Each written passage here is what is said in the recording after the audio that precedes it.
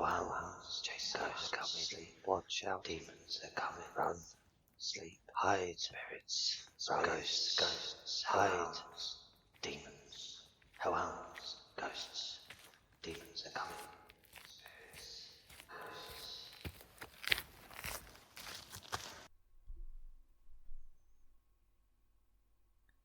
Welcome home, my little hellhounds.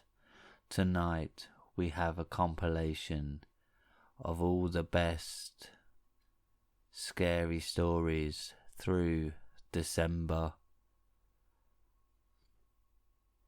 Don't forget to subscribe and like the video, as this really helps the channel. And don't forget to click that bell icon so you can be notified every time I upload. If you have any scary stories you would like narrated on the channel, then submit them to Reddit r/homeofscares, and follow me on Twitter at homeofscares. Now, my little hellhounds, let's get right into it.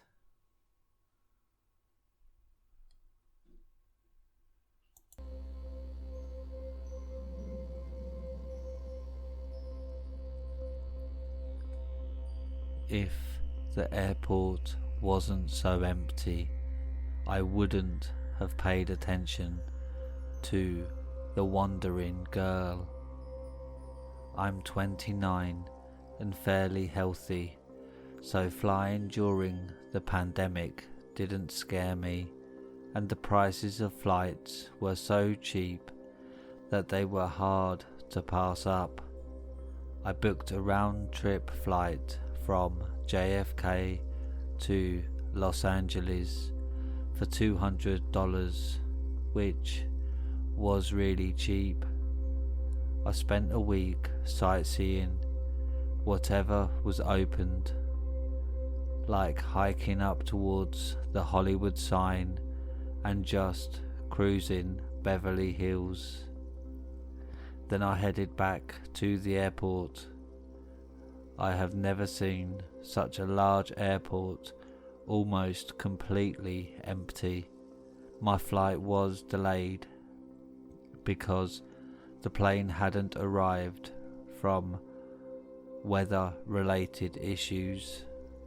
I had at least 2 hours to occupy my time at the airport. I decided to get some steps in and walk through the different tunnels. If you have ever been to the Los Angeles airport, then you probably know of the underground hallways that stretch at least 100 yards each that connect tunnels 5, 6 and 7. It is 7 p.m. at night and the tunnels are extremely creepy. There is no one around besides an occasional airline employee. I'm having second thoughts on walking, but I really want to get in my 5 miles today. The hallways are just blank walls with an occasional mural of the Wright brothers or Hollywood ephemera. I have been walking for at least 5 minutes and I haven't seen a single soul. I now know why the airline companies are close to going bankrupt. As I make a turn into one hallway, I see a smaller figure in the distance, which is slowly walking towards me. I start to make out that it is a young girl, no older than 12. She is wearing a long dress and has curly brown hair. She definitely doesn't look like one of the Valley girls or goth girls that I saw around Hollywood. The best way to describe her would be wholesome looking. As she got closer, I can tell she is visibly upset. Being that I'm a 29-year-old guy, I feel reluctant asking her if she's okay. I don't know if she's lost, so I just stop and say, "Hey, are you okay?" She responds, "I'm looking for my mom." I say, "Where did you see her last?" She replied, "I don't know.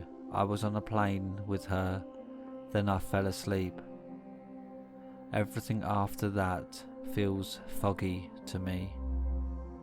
I then said, "Let's look for security or the police. I'm sure they can help." We walk down the hallway together, and I say, "Where did you fly from?" The young girl responds, "I'm from Wisconsin, and we flew to California from Milwaukee." I said, "Wow, that's a pretty far trip."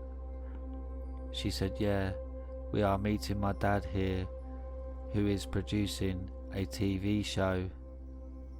I respond, "Wow, that's pretty cool." The young girl seems a little less upset after talking with me. I'm completely amazed walking down these hallways in the second busiest airport in the country and not seeing a single person. We both take the escalator to head towards Terminal 6. As we go up the escalator, I see a policeman. I tell him about the girl missing her mother, and he asks me, "What girl are you talking about?" As I turn around, I realize that she just vanished.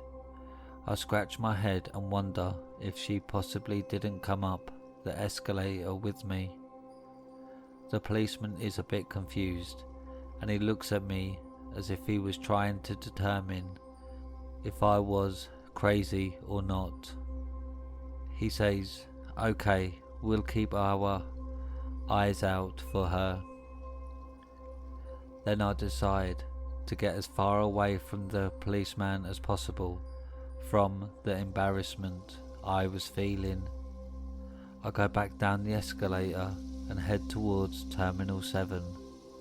I walk down the long, empty hallway, and I don't see the girl or anyone else. I know I talked with that girl, but I realise if the cops cared that much, they would look at the security cameras that are about every 10 feet. I got to Terminal 7, which looked like it wasn't in service, with all the stores and restaurants being shut down. I head into the bathroom and wash my face off. I get a towel to dry my face, and as I look in the mirror, I see the young girl. My heart skips about 10 beats from being shocked and surprised. I say, "What the hell? Where did you go? This is the men's room. You can't be in here." She starts crying, and I say, Okay, let's get out of the bathroom." This time I tell her to just sit and wait for an employee to walk by. I stay with her so she doesn't run off again. As we sit and wait, I ask her name, and she tells me Annabelle. I then ask her what show her father was producing, and she said the Pacific Coast Sunset. I respond, "Huh, I never heard of it. Is it new?" The girl responded, "Yes, it hasn't made it to television yet." As I sit and wait for someone to walk by, I realise that my flight is going to take off in 40 minutes. I explained to the girl that I need to head towards Terminal 5 right now and she should follow me. We both head back down the long hallway as quickly as possible, and at the end of the hallway I see a man dressed in slacks, a white shirt with a tie, overalls, and he's smoking a cigar. As we get closer, Annabelle runs towards him and says, "Daddy." Then they both hug each other. I quickly say, "Oh great. Bye Annabelle, I have to catch my flight." I make my way into Terminal 5 Gate 52 and the flight attendant gives me an attitude as she was about to shut the door to the jet bridge to get onto the aeroplane. I get on the plane and find my seat. I sit down and try to digest the encounter with Annabelle and her father. I was amazed his smoking didn't set off the fire alarms. I take out my phone as I have a couple of minutes still to use Google as the plane taxis the runway. Out of curiosity, I look up the soon-to-be TV show The Pacific Coast Sunset, just for the heck of it. After searching for a while, I'm at a loss for words after I click on the Google link because the show was cancelled after just one pilot episode. Here's the kicker. The pilot episode aired in 1963 and the show was scrapped because the lead producer, Frank Gutling, hung himself after his wife Julia and daughter Annabelle died in a plane wreck.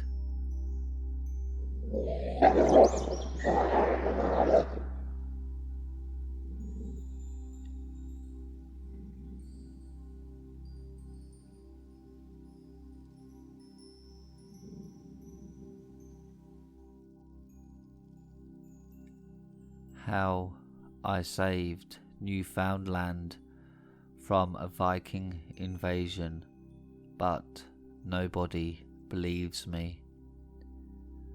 I have one of the easiest jobs in the world. My job is to ensure the gasoline-powered generator keeps the lighthouse visible for boats and ships off the coast of St. John's, Newfoundland, Canada. At one time, working in a lighthouse was much more labour intensive. However, with modern technology, my only job is to ensure the generator for the lighthouse has enough gasoline. I spend most of my days painting. I found the one job that will pay me indirectly for something I love doing. I work on a small island that is only about a mile in diameter. There's no one else on the island besides birds and rodents. The main island of St. John is a 2-mile boat ride where I go once a month to get food and my painting supplies. Today was just another beautiful mid-September day. I was surprised to hear over the CB radio that a storm was heading this way towards Newfoundland. Because I live in the middle of the ocean, storms and strong winds are almost a regular occurrence. But today was a beautiful day. Before going to bed, I made sure the generator had enough fuel. Then I drifted off to sleep. At about 10 p.m, I sleep at the base of the lighthouse on a cosy twin-size bed. At about 2 a.m, I was awakened by the most horrific storm that I have ever experienced since I've taken this job 15 years ago. It was like I was on the inside of a jet engine. I thought for sure the lighthouse was going to topple over. At about 2:15 a.m, the whole top of the lighthouse had flew off. I can hear the violent waves crash within feet of my bed. I feel like I'm on a submarine that has just been torpedoed. I have nowhere to run. The heavy rain, strong winds, and crashing waves are constants. I know within seconds this lighthouse will be toppled and I will drown in the ocean. I throw myself under my bed. The 80 square foot room I'm in is completely dark. I continually yell out, "Please God, no, please no, help, please God." Then, as if someone turned off the switch, the storm went away. At 5:30 a.m, I went outside, the sun starting to come up. The island had been completely destroyed. Whatever vegetation was here is gone now. I look at the lighthouse and I'm amazed I survived, considering how much damage it suffered. From a distance, St. John's was completely dark.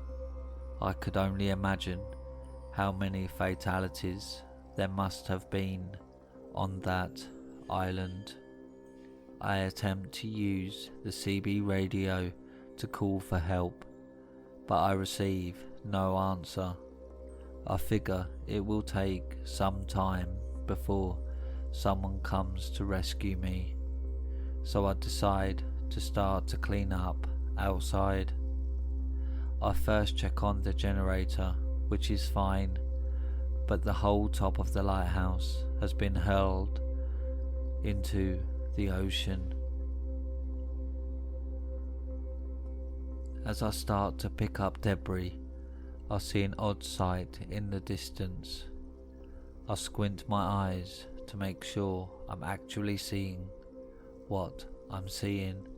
There are sailing vessels in the water, too many to count, which are no more than 10 miles away. They are sailing in a coordinated fashion, almost like a flock of geese. As the vessels get closer, I literally slap myself in the face to make sure I'm not dreaming.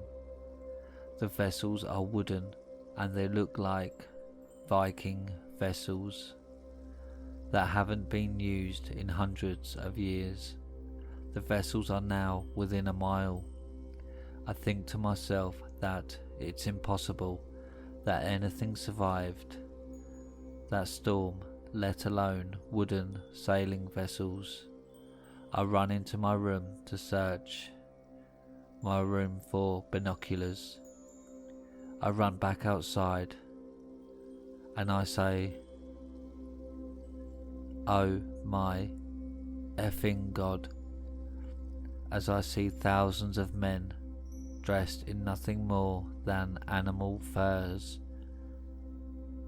All the men on the vessels have the look in their eyes like they are coming to kill everything possible. I start to panic. My whole body starts to shake. I know these vessels are from a different era. I have studied sailboats my whole life. These vessels haven't been made like this in well over 500 years. I don't know if the storm thrusted them out of a time warp or something. The vessels are now within a couple hundred yards. I can see the countless men gripping their axes and swords. I have to do something. The island is too small for me to hide. I get a quick thought that pops into my head. What if I get the portable generator and plug in my circular saw and my battery operated radio? I'll quickly gather those things and run to the beach. I'll blast the radio and demonstrate the use of the circular saw. Hopefully these marauders will realise that I'm the only person on this island, and hopefully they'll be mesmerised by my unworldly gadgets. About 10 of the vessels hit the sand, and I see about 40 of the men exit each vessel and start to come towards me. As I hold the circular saw with both my hands, all I can hear is the heavy beating of my heart. I completely tune out the radio and the circular saw. I'm about 5'8" and 150 pounds, with all of my clothes on.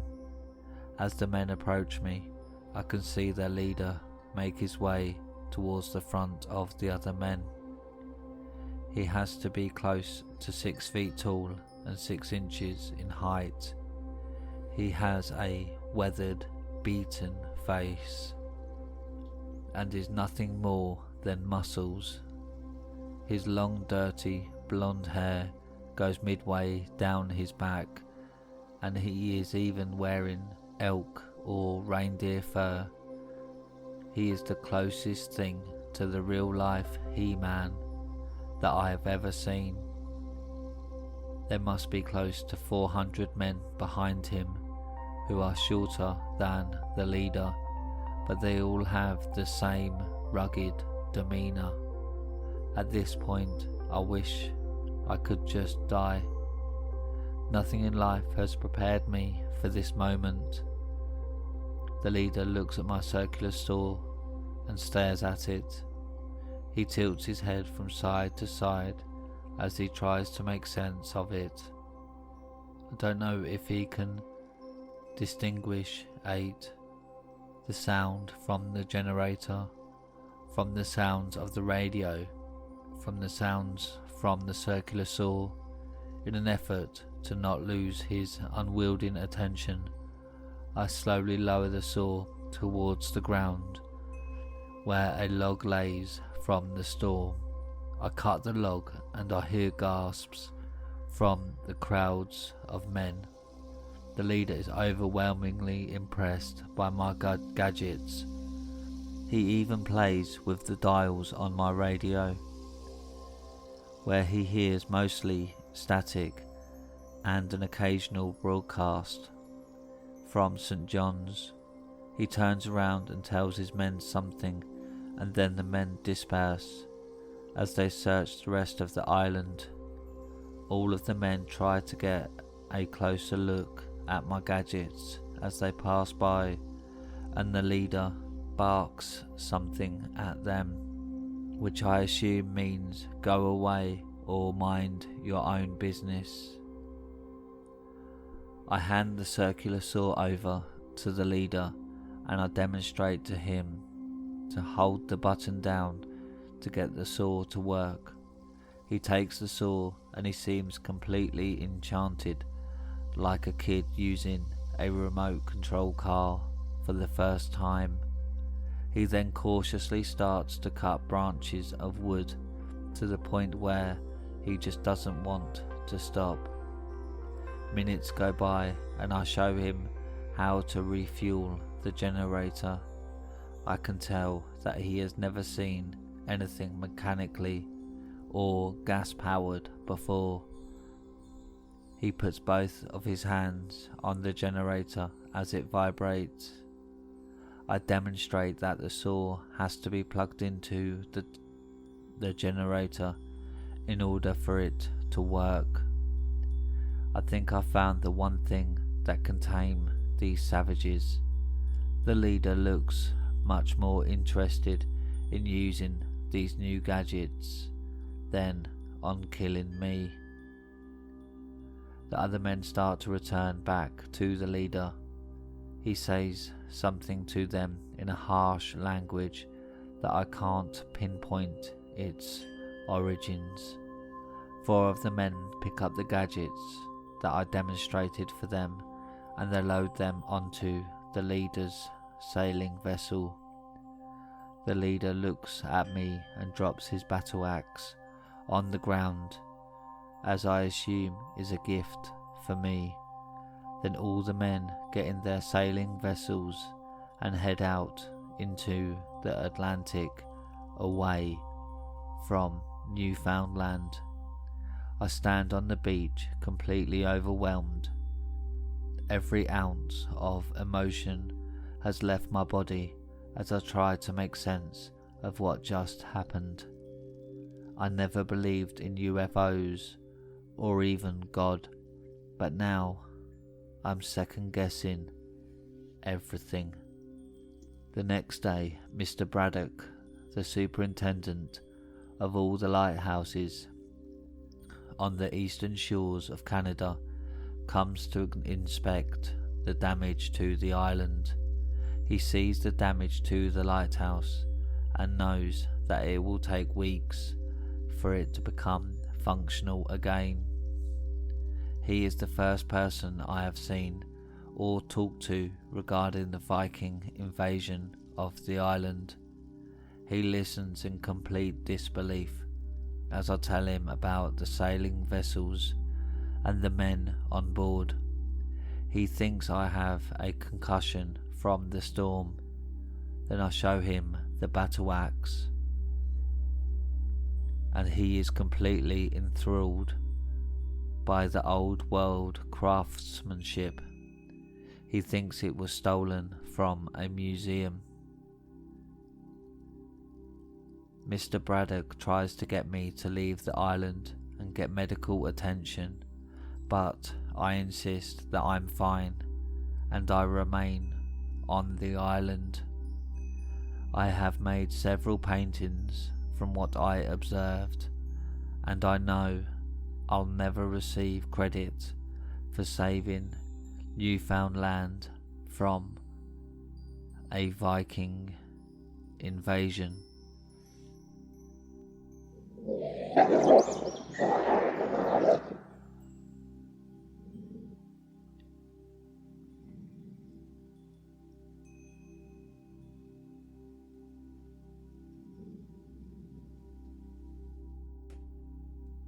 No cars come in or out of the Oak Mountain housing development.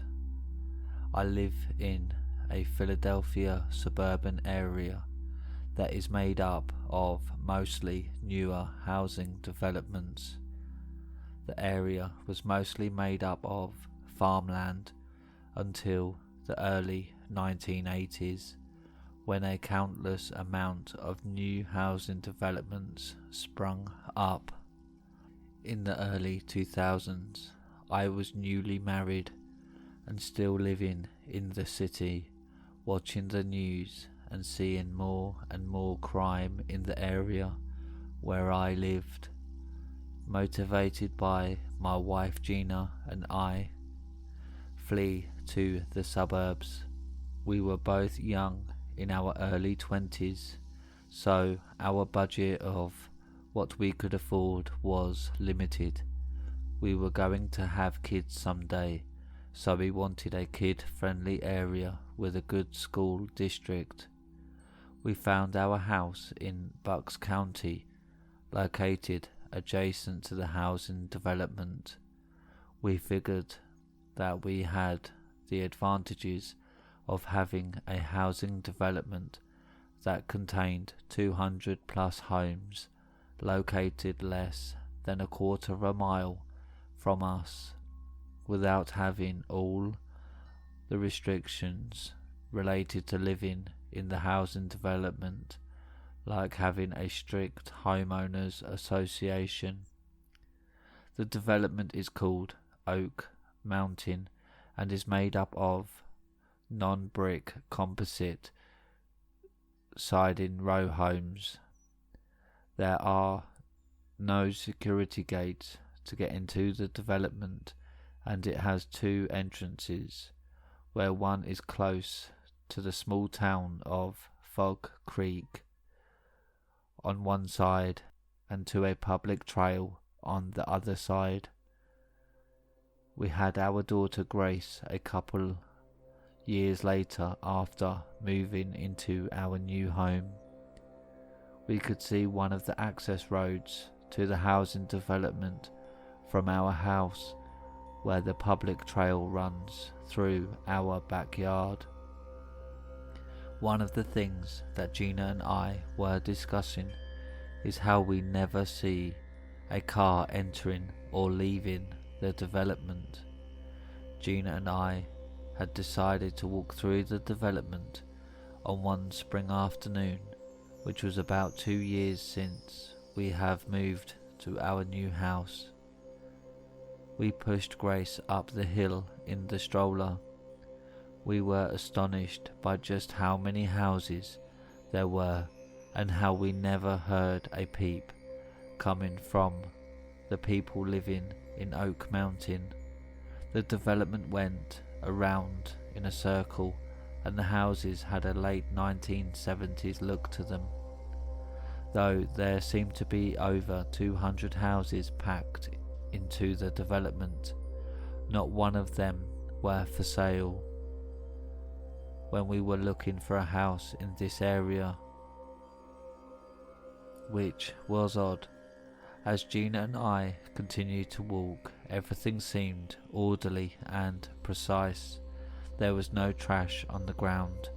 The grass was nicely cut.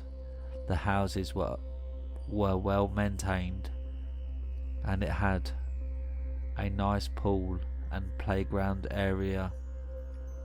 But on the flip side, there were no kids playing in the pool or in the playground. As we continued to walk the circle, we would see an occasional person outside of their respective homes. We got the look from people that we were unfamiliar to them, but they still waved to us. We finished the circle and went back home. Gina said to me, "Wasn't it odd that we didn't see one kid?" I responded, "Yeah, but we will go again next Sunday, and I'm sure there will be kids out playing.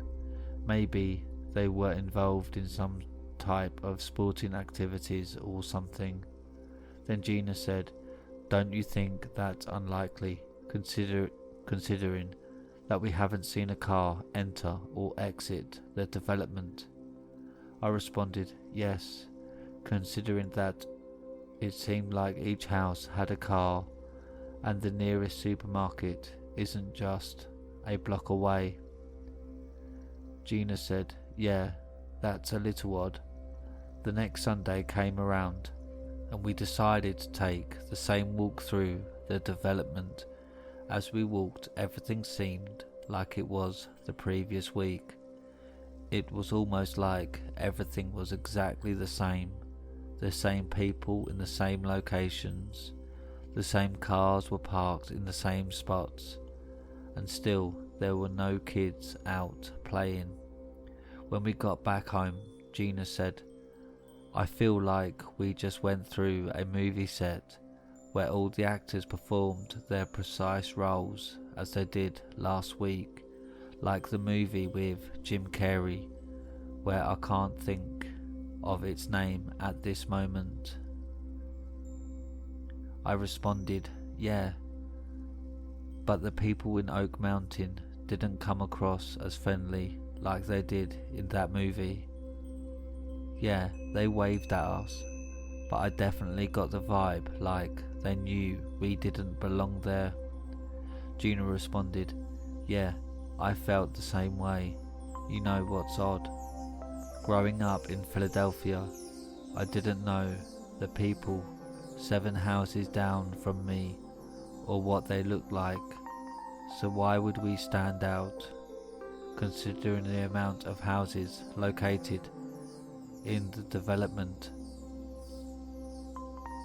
I said, "Yeah, I agree. It was almost like we were being watched.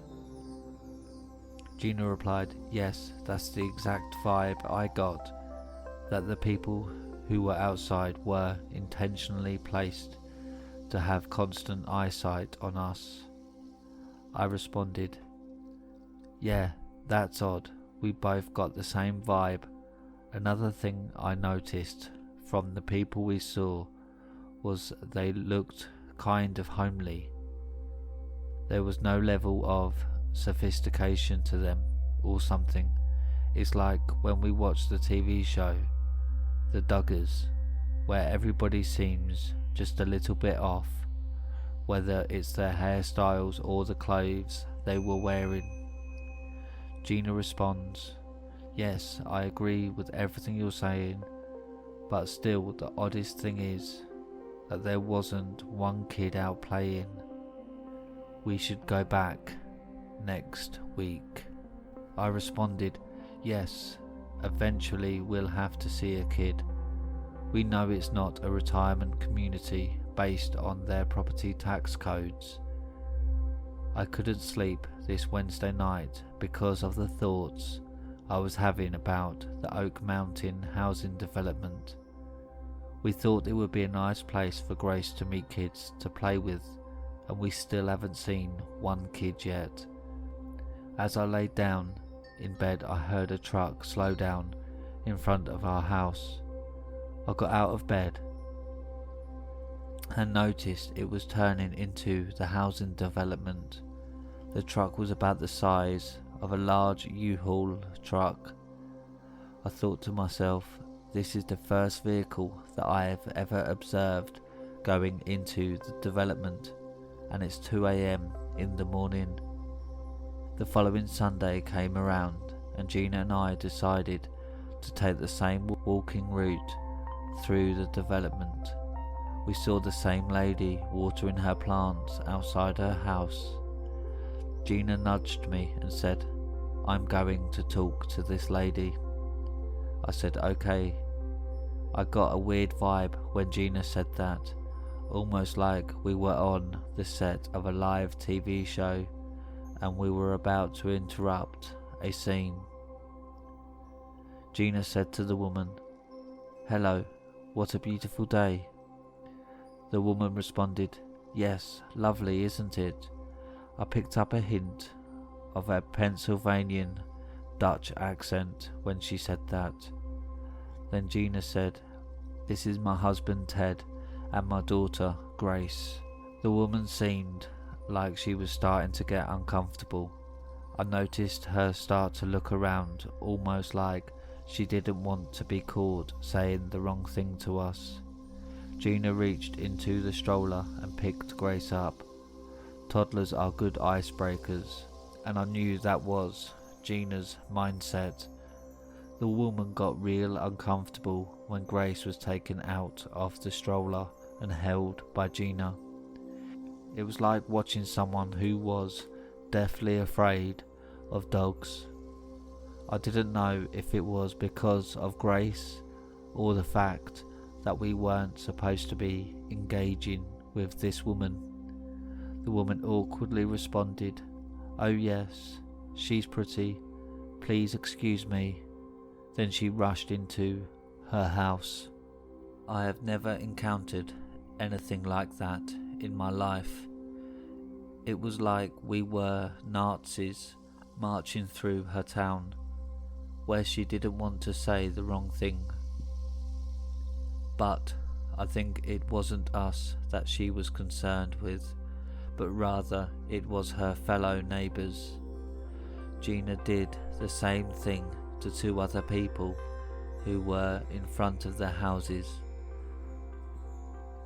We pretty much got the same response with each person we encountered. Also, this time I noticed we were being watched by people inside their homes. I could see them peeking through their blinds. Gina and I both got home and Gina said, oh my god, what kind of messed up crap was that? I responded, I really don't have an explanation for what we encountered. For some odd reason, none of the people wanted to interact with us in any way. It was like we were taking them out of their comfort zone or something. Gina said, "What do we do?" I said, "I really have no idea.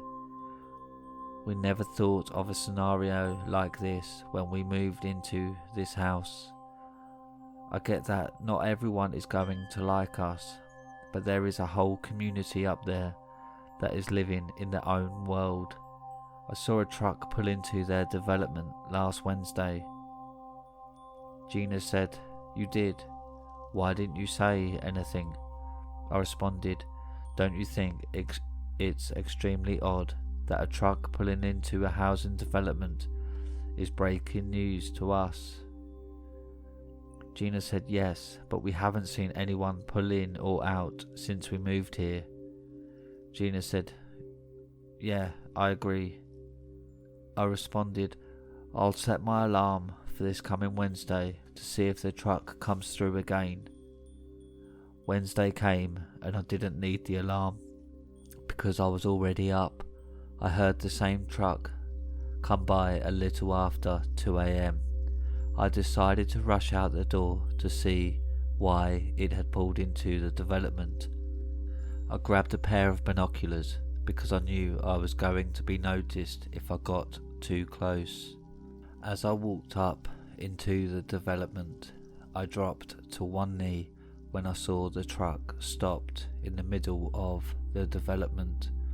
With my binoculars, I could see countless people lined up behind the truck.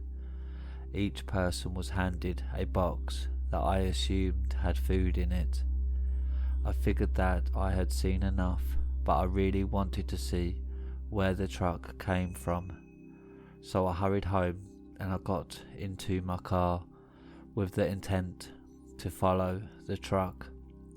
Fortunately, the truck exited the same way it entered, through the development, which was close to my house. I followed the truck to its warehouse in Reading, Pennsylvania, called Budget Beef. I have never heard of this company before, so I researched it online when I got home. From the research, I discovered that it's a meat distribution center with its main operation in Mexico. Other than providing low-cost meat, I couldn't find much more about the company. When Gina woke up, I filled her in about the truck I followed and the people waking up early in the morning to get their meat rations. We felt it was best to go back through the development again on Sunday. Hopefully this time the people would feel more comfortable towards us and be more inviting. As we entered the development this time, every house was watching us, and they weren't hiding behind their blinds. The word must have gotten out that we were coming through.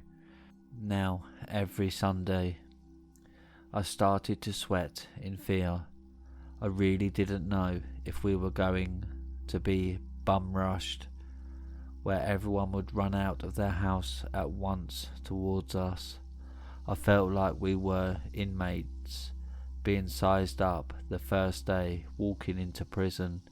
Gina started to cry. I think she was just overwhelmed with fear and rejection. The people we had seen the previous week looked at us angrily. Then they quickly walked inside their house. Gina said, "What did we do? Why is everyone watching us? Why did that woman look at us like we murdered her kid?" I said, "I really have no clue. No one knows us here, so I don't know why they're responding to us this way." I got caught up in the moment, seeing Gina upset, and I made the bold decision to go knock on somebody's door. It wasn't a hard decision, to pick a house because every single one of them were watching us. The closest house we were by, I saw a man in his 40s watching us through his window, so I decided to knock on his door. As I knocked on his door, the man didn't come to open the door. I said, "I know you're in there. I saw you watching us." The man yelled out, "Get the fuck out of here now." I said, "Sir, it's just me, my wife, and my daughter." Gina heard the exchange and started to cry. I didn't blame her. I walked as intimidating as possible, almost like I was trying to thwart off a bear attack by looking opposing. I was completely confused. We really weren't that far from a major city. It wasn't like we were in the Bible Belt or something. When we got home, Gina cried for an hour straight. When she calmed down, we started to talk. I said, "I don't know, honey. It's not us. When we walk through Philadelphia, everyone doesn't watch us through their windows. There is something truly odd going on in that development. I don't know why they didn't put a gate up with a sign saying, 'Go away.' It's almost like they don't want to seem like a cult, but that's exactly what they are. Besides seeing no kids, I haven't seen anyone over the age of 60 watching us through their windows." Gina said, "I just don't know." The next day, things got even odder. The public trail behind our house was filled with people from the development. Considering in the last 2 years I haven't seen anyone come or go from the development, and now there's about 30 people walking in a continual loop, going back and forth in our backyard. I knew they were sending us a message, but I didn't know how far they were willing to go. They just continually walked all day long for 2 days straight. It's now Wednesday, and I was going to watch the delivery truck again. This time I waited till all the lines had cleared and all the people received a box. Then once again the oddness was taken to a new level. I saw 2 men and a woman, each about 60 years old, climb into the back of the truck. Then to top it off, I saw a young woman place a newborn infant in the truck. The baby was just placed on the floor of the truck bed, and then the woman just walked away. It was just like she dropped off her old clothes off to Goodwill. Nobody waved to the people as they got into the truck. Each person received their box of meat that they just went into their houses. The truck driver slid the rear door of the bed down with the people inside. I hurried back to my house to follow it again, and it went to the Budget Beef warehouse plant in Reading.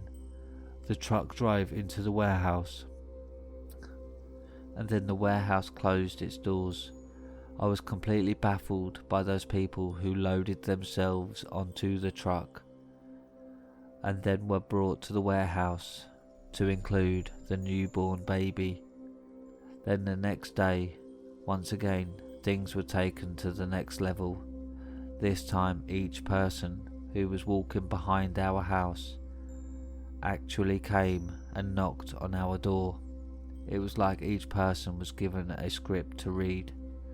The first person violently knocked on our front door, and when I opened the door, I saw that it was a man in his 30s. I said, "Can I help you?" The man, in the most angriest tone a person could have, responded, "My bike is missing, and I saw you walking past my house." I said, "Sir, walking past your house doesn't mean I had anything to do with your bike missing." Then I said, please leave now. The next person knocks on the door and accused us of walking on their lawn. Then the next person accused us of taking their dog. Then the next person accused us of taking their mail.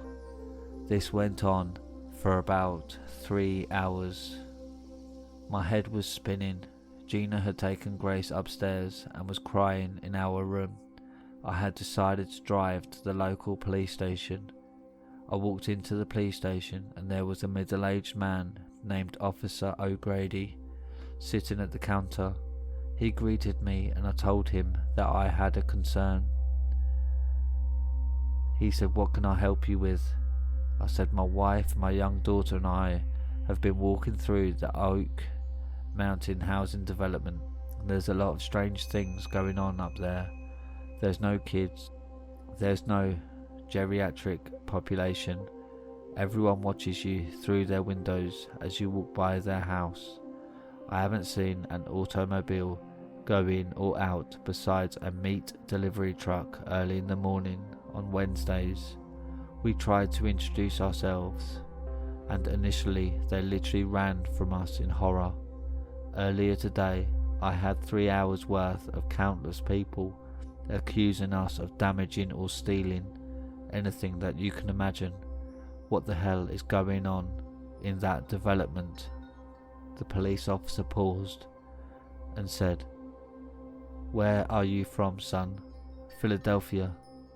I responded, yes, my wife and I moved into the house below the development just over 2 years ago.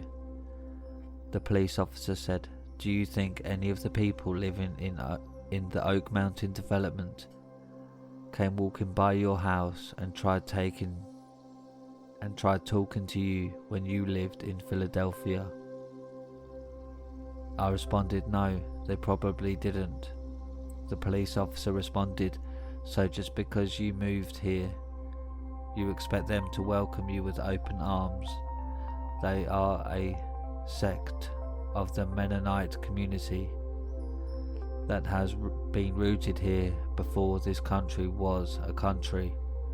I expect you to leave them alone, like how they left you alone when you lived in Philadelphia. I was completely flabbergasted, but what was I going to do? They hadn't committed a crime, or at least I didn't think they did. I went home completely defeated. I felt like a complete loser, being rejected by the community above our house and not being able to get any assistance from the police. I looked through the back window and I didn't see anyone on the trail, so I decided to just walk back and forth by myself. I just couldn't stop crying because I didn't want to live in this house anymore. After about an hour and a half of walking, some unknown elderly man approached me. He saw me crying from a distance and said, "It's a nice evening, isn't it?" I said, "Yeah, I guess." He then asked me, "May I ask what's bothering you?" Being I'm from the city, I typically don't open up to strangers, but at this point I really have nothing to lose. I say it's this house, and more so that development, as I pointed up towards the development. He said, "Oh, up there, I would stay away from there." I said, "Why? You know something about them?" He said, "I grew up in the Mennonite community in Fog Creek. That's where the damned go." I responded, "What do you mean by damned?" He said, "We have strict beliefs, and if one chooses not to abide by them, then they are forced to live a life up there or leave our community altogether. It's considered a final judgment. If someone is able to live up there and follow the community's strict rules, then there's a possibility they can be saved from damnation." I responded, "That's the craziest thing I've ever heard. I've seen no children or elderly people, though they have cars parked outside their homes. I've never seen any of them drive in or out. I've only seen a truck that comes from the budget beef warehouse, which comes on Wednesdays. The man said, I can tell from your accent that you're not from around here. You're used to the city religions like Catholicism. Around here, the only thing that matters is religion and God. Everything you see up there in that development is a facade. None of them drive because they're not allowed to. They're not allowed to talk to anyone or even have their own children. And then said, well, what happens to the babies and the elderly? The man responds, what happens to the baby is up to the mother. Typically the pregnant mother and others arrive to the community on Wednesdays by the same truck that you have been seeing, like the elderly. The new mothers have a choice of what they want to do.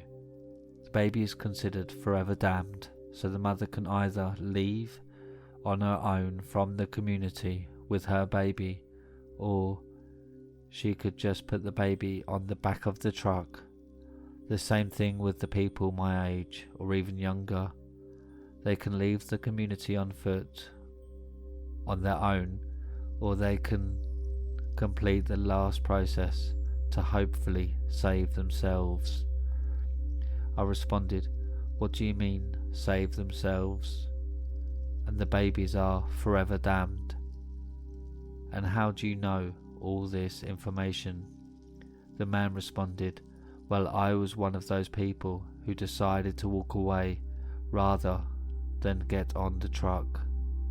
I have no education or money, and supposedly I'm damned to hell, but this is the decision that I made, and that's the decision they made. You're thinking with your ideals and your logic, but it's a big country out there. I responded, so what happens to the people on the truck when they get to the budget beef warehouse distribution centre? The man responded, well, let me tell you a story. My parents didn't have much money when I was growing up. We had a dairy cow which was born about the same time I was, and I had named her Millie.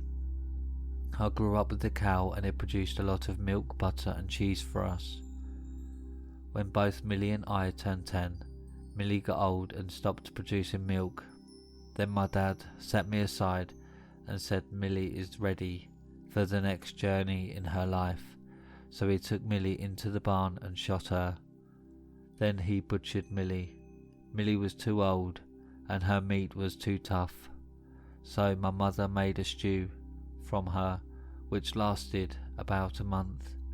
When I was eating the stew, I wasn't eating Millie because her soul had already left her body.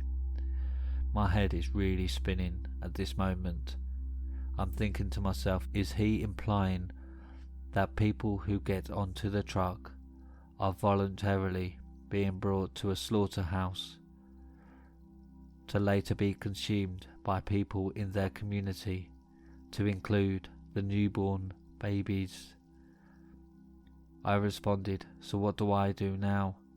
The man responded, do what everybody else does. Your sneakers are made in China by some 12-year-old kid that is making $3 a day. Are you going to go to China and fix the system? You know you're not, because that's normal in their culture, and this is normal here in this culture. So either you accept your solitude here, or you move back to where you came from. I said, okay, thank you for your advice. I'll have to discuss this with my wife. When I got home, I sat down and contemplated everything. I figured that prior to going into the Oak Mountain development, both Gina and I didn't know what was going on up there, and the people in the development had just left us alone. So moving forward, we won't pry into their lives, and in turn, hopefully, they will leave us alone again. Our daughter is 10 now, and we never moved back to Philadelphia. Our neighbours up the mountain don't bother us, and we don't bother them. The truck that comes on Wednesdays uses the other entrance and exit by the town of Fog Creek. From the commotion that we stirred up, we have received 5 newborn babies over the years that reluctant mothers had decided to place on our front doorstep versus on the truck. We in turn had dropped the newborn babies off at the local hospital with no questions asked because of Pennsylvania's safe haven law.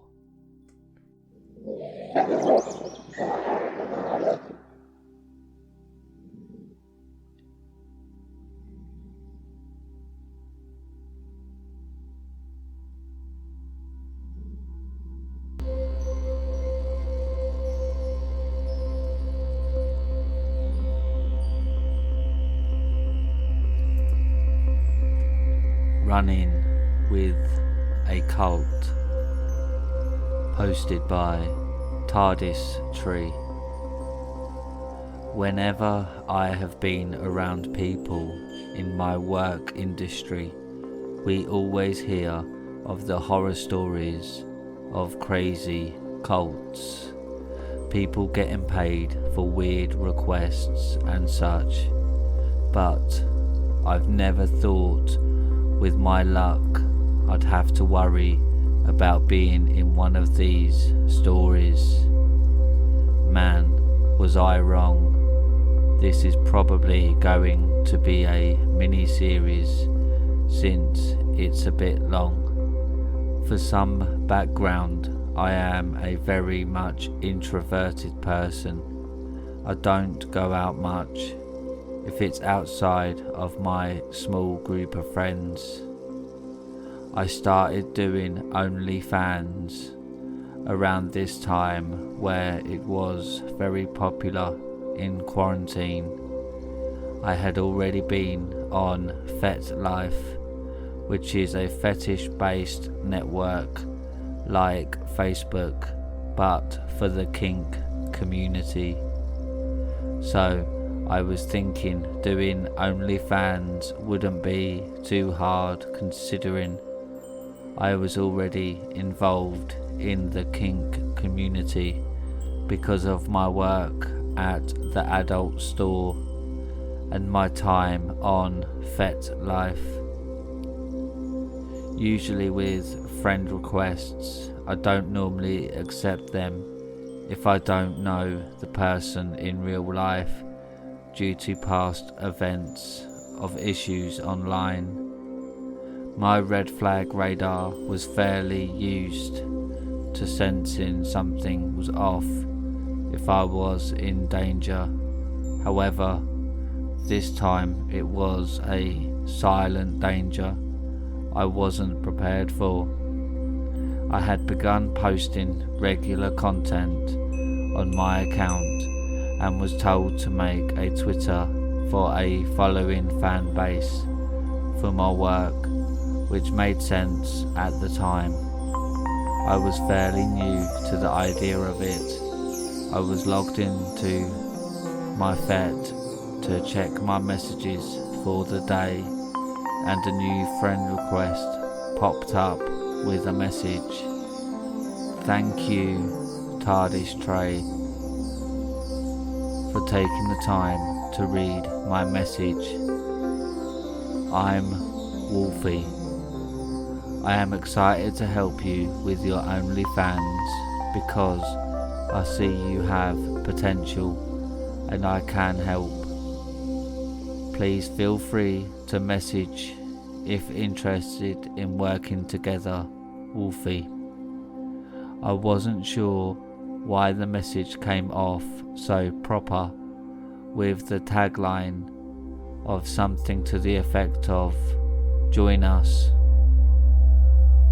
It's been a few months, so my memory is a bit fuzzy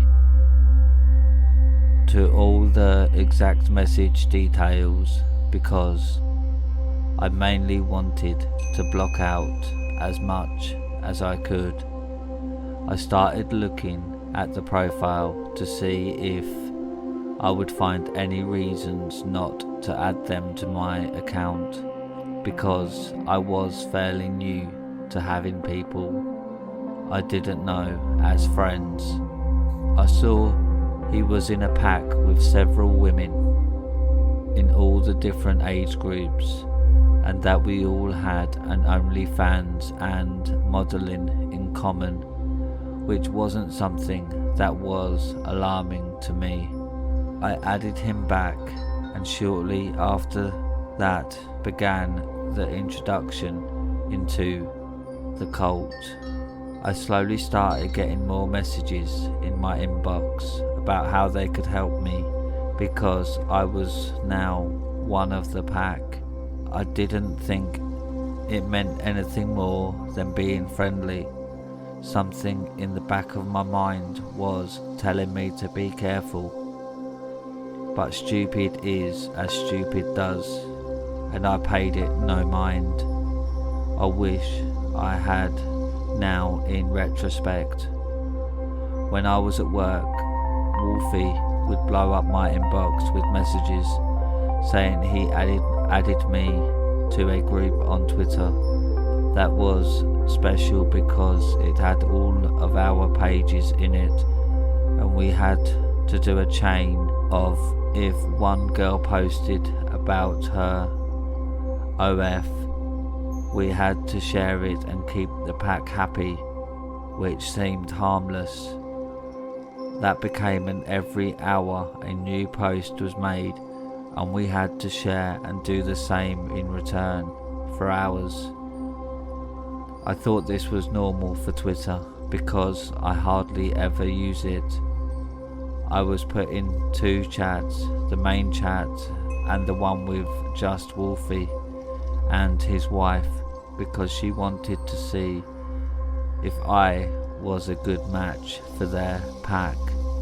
He would often send me photos of them in bed and say things like, "One day you will be in the middle of us, where you belong."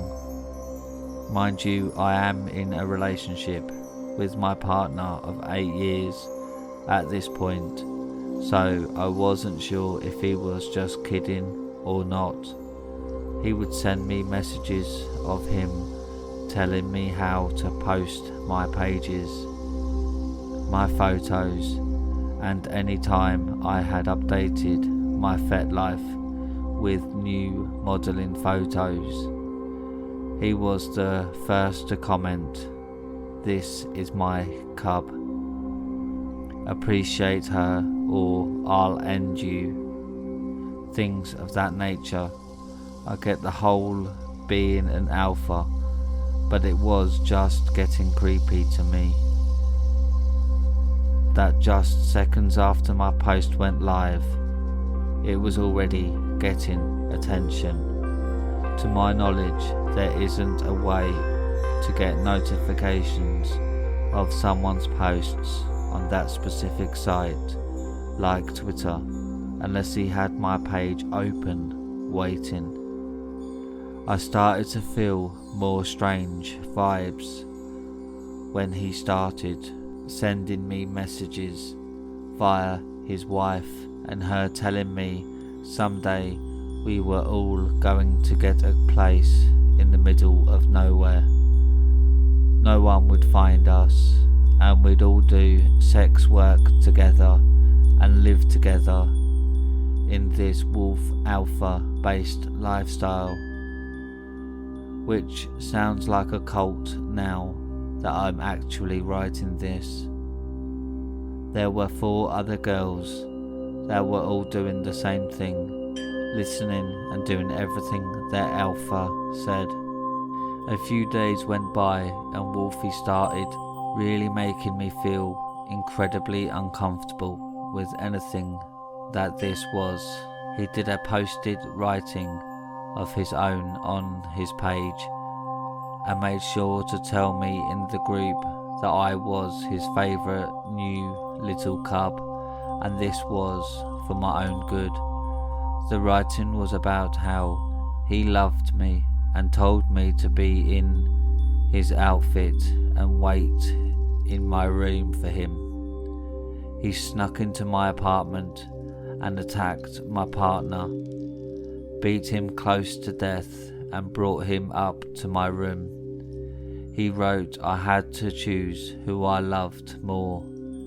He wrote I chose him over my partner, and that he then dominated me and killed my partner, and I was stolen away to live with him and his pack forever. My stomach had dropped out of my body as I reread the story he had created, the details of my apartment he couldn't possibly know, the things about my home nobody knew unless they were in my home, scared me. I was on edge for days because I didn't have a clue how he knew these details. My skin was crawling. I told him I didn't know how I felt of the story he fantasized about me in his world. I knew this was it. It was the reason I had to run.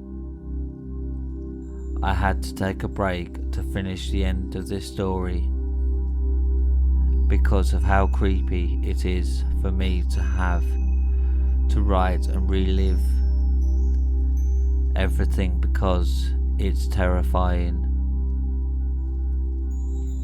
Wolfie kept showing the rest of his pack the story and had me under his list of relationships on his submissive and in a poly relationship with him and his wife.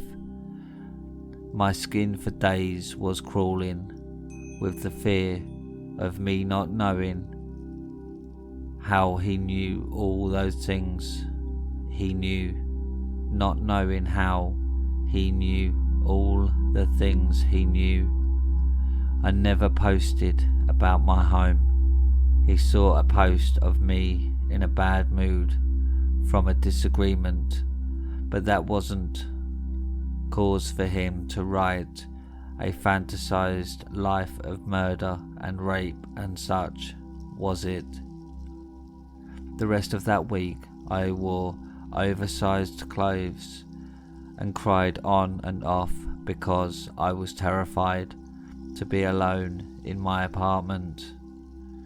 I showed my partner and friend, and they both agreed that this was not something I would be able to handle on my own. I took myself out of the groups on Twitter for a start and tried not to draw attention to Wolfie when the girls started messaging me out of the blue saying they didn't understand why I wanted to be brainwashed by my partner and they loved me and everything would be fine if I went with them. I deleted my Twitter and also my OnlyFans because I didn't know what they could find on me. I blocked them all on my new accounts, and I also took down my profile on FetLife and made a new one with a completely different name and credentials so they couldn't find me. I even changed my number because Wolfie found out what it was to try and get me to talk to him and explain why I was pulling away. I made new accounts and made sure everyone was aware that needed to know about this potential stalker so I could maintain my sanity.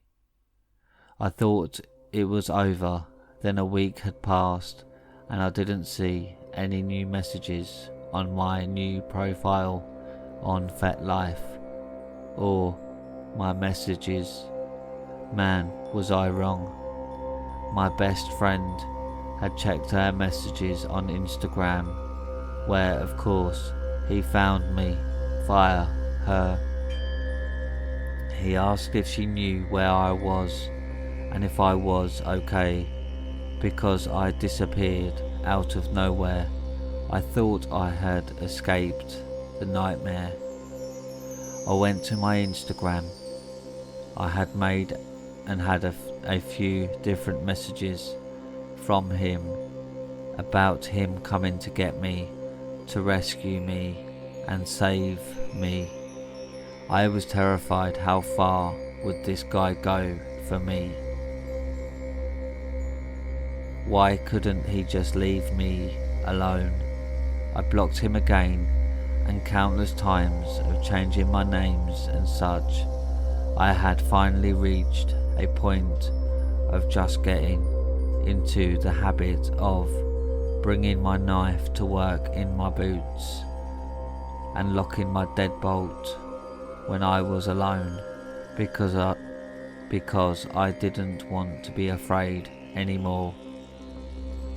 This was almost a month of me being terrified out of my mind.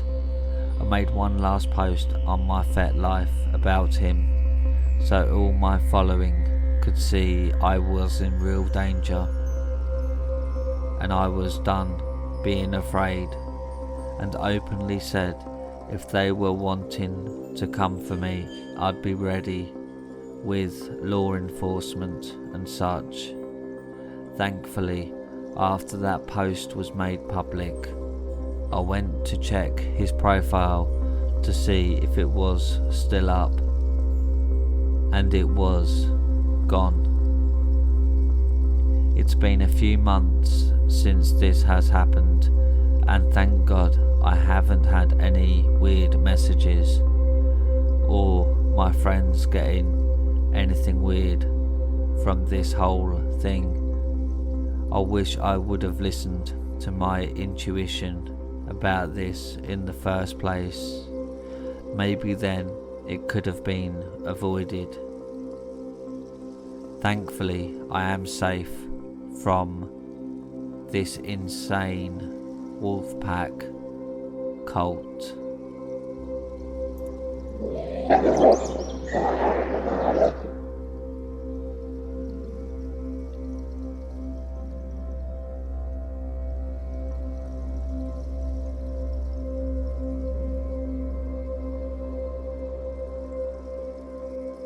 Glass Eye, posted by Bloody Spaghetti. I fucking hate children. Call me what you will, think whatever you want, but children are the worst kind of people. They're loud, irritating, disgusting, little sacks of snot and tears. Occasionally, they also reek of biological waste, not to mention they're completely incapable of handling themselves, for the most part, that is. Some children are fairly adult-like, however rare that might be. Sadly, that's the type of kid is the one you'd never want to meet. As nice as that kind of kid sounds, they're probably the worst breed. I doubt anyone enjoys seeing a kid who was forced to grow up way too fast because of abuse, loss, or any other unpleasant experience. My hatred of children is mostly limited to the really young ones. They're just so vile. I must have been 12 or 13 when that happened. I wasn't a very social kid myself and preferred to keep to myself. Back then, I lived in a small town, bushes on all sides surrounding my house, with a small opening leading to a long and winding road. That road led to out of our small town. the traffic was fairly scarce on that road, so you could travel on it safely by foot. My dad made a swing he had hung up from the tree next to our house. I spent my afternoon swinging on that swing most days, daydreaming. That day I must have been caught up in my fantasies because I didn't notice the battered kid that smelled like used diapers approaching. His sobbing only became audible when he was already standing right next to the swing. The smell hit me right after. I heard his pained cries and turned to look at him. His blood-stained, pale little face and tattered clothes made him look like a zombified thing. I nearly fell off the swing when I noticed just how bad he looked. My first reaction was to curse, and then I became worried about the kid. He was visibly younger than me. He might have been 6 or 7. Looked like he hadn't eaten in a few weeks and was run over by a truck. I remember trying to gauge out what had happened to him, but to no avail. He only stood there, sobbed and shook. After a few frustrating minutes, I figured out what had happened. He and his father were involved in an accident down the road. The car flipped over. His father was trapped and asleep, as he put it.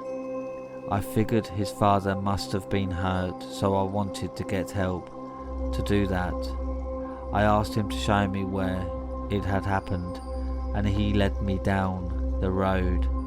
After about 15 minutes of walking in awkward silence with a kid that looked like a zombie who shit himself, we finally reached our destination. A lone car stood on its side at the side of the road. I told the kid to stay there and promised to get back with help.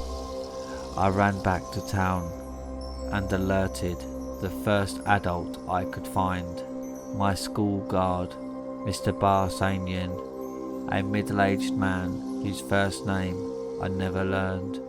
He might have been past his prime, but he was built like a tank. I figured he'd help me. We ran back to the place I had left the kid. Much to my surprise, the kid lay on the ground motionless. Back then I had no idea a person could die from injuries in a matter of minutes if they're left untreated. I was panicking. I didn't want the kid or his father to die. I started crying, pleading with Mr. Barsanian to help them both, and he told me that he'll do whatever he can. He told me to stay put and went to check on the kid. Placing his fingers on the kid's neck, the child sprang back to life, spat something red into Mr. Barsanian's face, causing the middle-aged school guard to stumble back and wipe his face vigorously.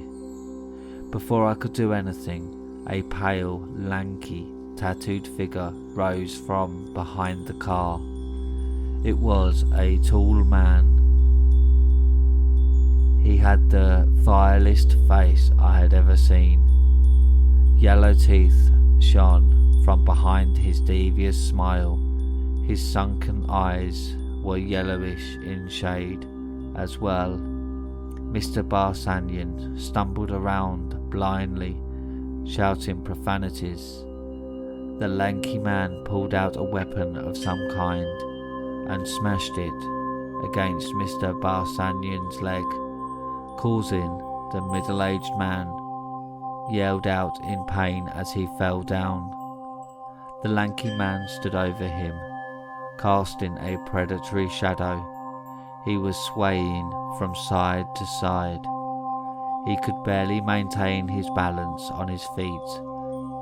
I screamed in terror as the lanky man grinned from ear to ear. His smile was almost inhuman. Mr. Barsanian saw me and yelled at me to run. I ran. I hadn't got far before I lost my footing. I ended up landing on my head and cutting my scalp. A pulsating pain radiated across my head as I tried getting back up. Looking behind me one last time, I saw that kid getting back up to his feet, clutching something in his hand. He looked at me and waved his hand. I barely made it home. My clothes were covered in my blood, and I couldn't bring myself to say a word. I didn't speak for months. I was too scared to speak. The visual of that kid standing up, waving at me, coupled with the agonised screaming of Mr. Barsanian, haunted me. It's still a very painful memory, like a terrible nightmare that extended into my consciousness after I've woken up. My parents were sure it was the blow to the head, and my dad took off the swing, assuming I had busted my scalp falling from the swing. I must have left blood marks all over that thing. They found Mr. Barsanian's remains dumped at the side of the road the next day when he failed to show up for work. His body was broken and bloodied. I didn't tell anyone anything about the incident. The man and the kid were never found. I couldn't look at my brother the same after that day. He reminded me of that little fucker who used me as bait. I hate kids to this day because that little shit scared me more than his old man. Who wouldn't be scarred by the sight of an evil little kid with a visible empty eye socket? I was so freaked out by that little fucker waving his eye at me. I had no clue glass eyes were a thing back then.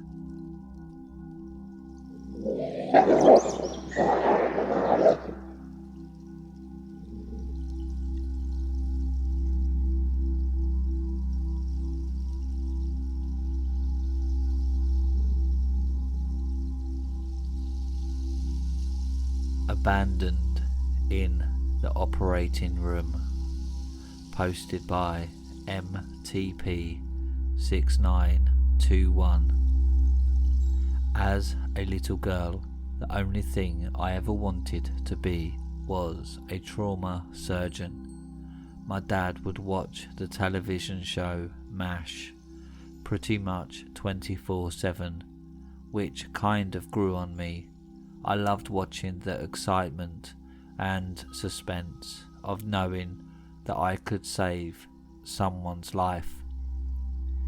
When I finished my premed program at the University of Pennsylvania, I was overjoyed when Penn accepted me into their med school program. Being in med school was grueling because it really was the survival of the fittest. Nobody cared if I was exhausted from studying 20 hours straight. Then I had to shadow some hardened physician who thought I was nothing more but in their way.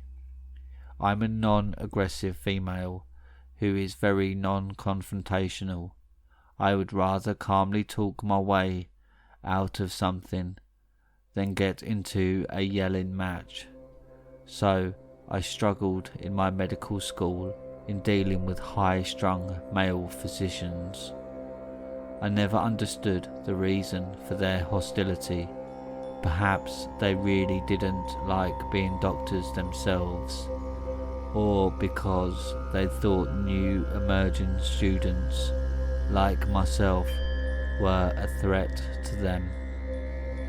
I didn't know the reason for their hostility towards me, but it didn't matter because I couldn't fight back, and they would fail me if I did.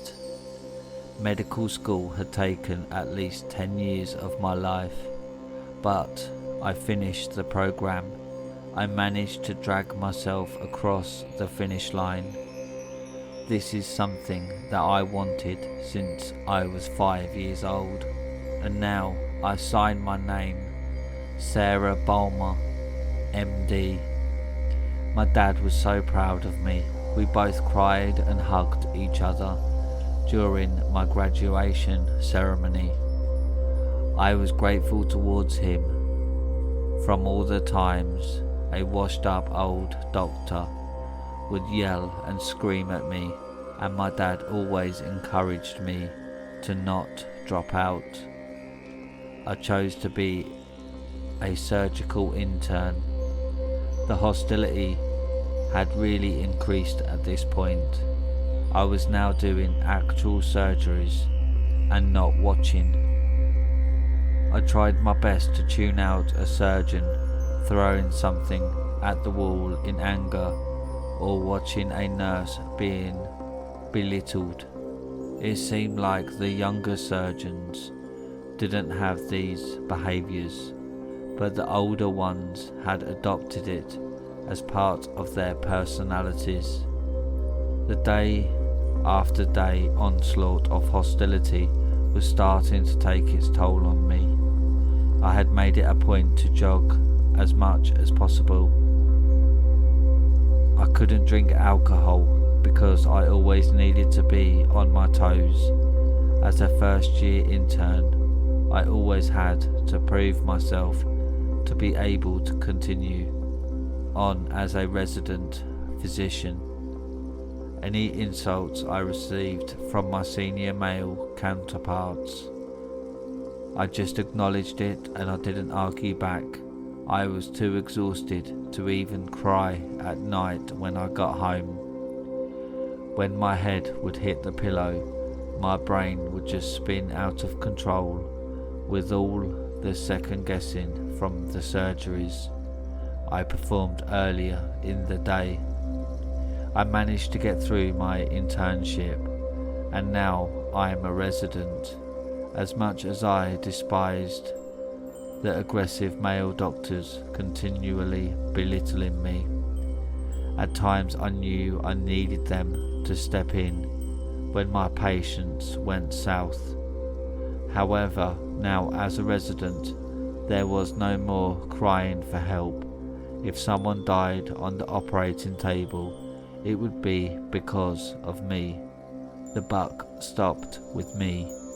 I wanted to be a trauma surgeon, and my wish had finally become true. A gunshot wound, then a ruptured aorta, then a motorcycle accident victim. The cases never stopped, and I had to be on my toes for each one. Every surgery I was the picture with 2 outs and a full count. One wrong move and I would blow the World Series, or in this case, cause someone to die. I finished my residency program and was offered a position at St. Joseph's Hospital, which was in the heart of urban Philadelphia. I would work my shifts Monday through Friday and would be on call on weekends. The hospital was not doing well financially, and the seasoned surgeons were starting to quit. They weren't happy with their reimbursements based on the amount of surgeries they were performing. I dreaded going to the medical staff meetings with the rest of the surgeons because the males would just yell and scream at the hospital administrators. To make things worse, if I didn't take the surgeon's side, then I was looked at as a scab. I did have a huge amount of loans, but I wasn't interested or concerned about making money. I never wanted the newest car or the nicest house, and my mentality didn't change when I became a surgeon. I just didn't care about those things. I knew most surgeons had put a dollar amount on each patient that came into the operating room, but I never had that mentality. My satisfaction came from saving people's lives and not the money. The monthly meetings had turned into weekly meetings. The hospital was in dire straits financially, and the other surgeons were close to walking out.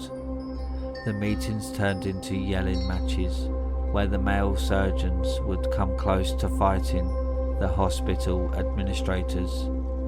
I remember the last meeting we had on February 28th, 2020, when I knew things had reached the boiling point.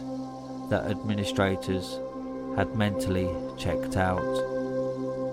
Bankruptcy was looming, and they just tuned out the surgeons. Every surgeon had handed in their pages that day. They had all decided to quit. After weeks of threatening to quit, this day they had finally done so. I was stunned. My shift was starting in 5 minutes. I was assured by the head administrator that surgeons from different hospitals would come relieve me. I was scheduled from 1 PM to 11 PM. It was a typical day of car accidents and emergency heart surgeries. As 11 PM got close, I got the sinking feeling that no one was going to come to relieve me from the operating room. Unfortunately, I was right. It was 11:30 PM and there was no end in sight. I worked through the early morning. I would take a nap whenever I could in between the trauma arrivals. I would call the administrator and he continuously told me he was working on getting a surgeon to relieve me. Then things went from bad to unbearable. The hospital was in panic mode from the emergence of COVID-19. Though I was stuck in the operating room by myself for 2 whole days now, all of the attention in the hospital was focused on the really sick patients arriving in the emergency room. We didn't know much about this virus, and we were all given N95 masks to help filter the air. I was coming up to my 4th day now with no relief in sight. Every time I would think that maybe I could go home, a trauma victim would present to the emergency room. I was just beyond exhaustion, and now I can't breathe through this mask. I had to give each patient my utmost care and attention. It's like going through a McDonald's drive-through when nobody cares if so and so called out. The people just want their food to be fast and done right. And it was the same thing with me.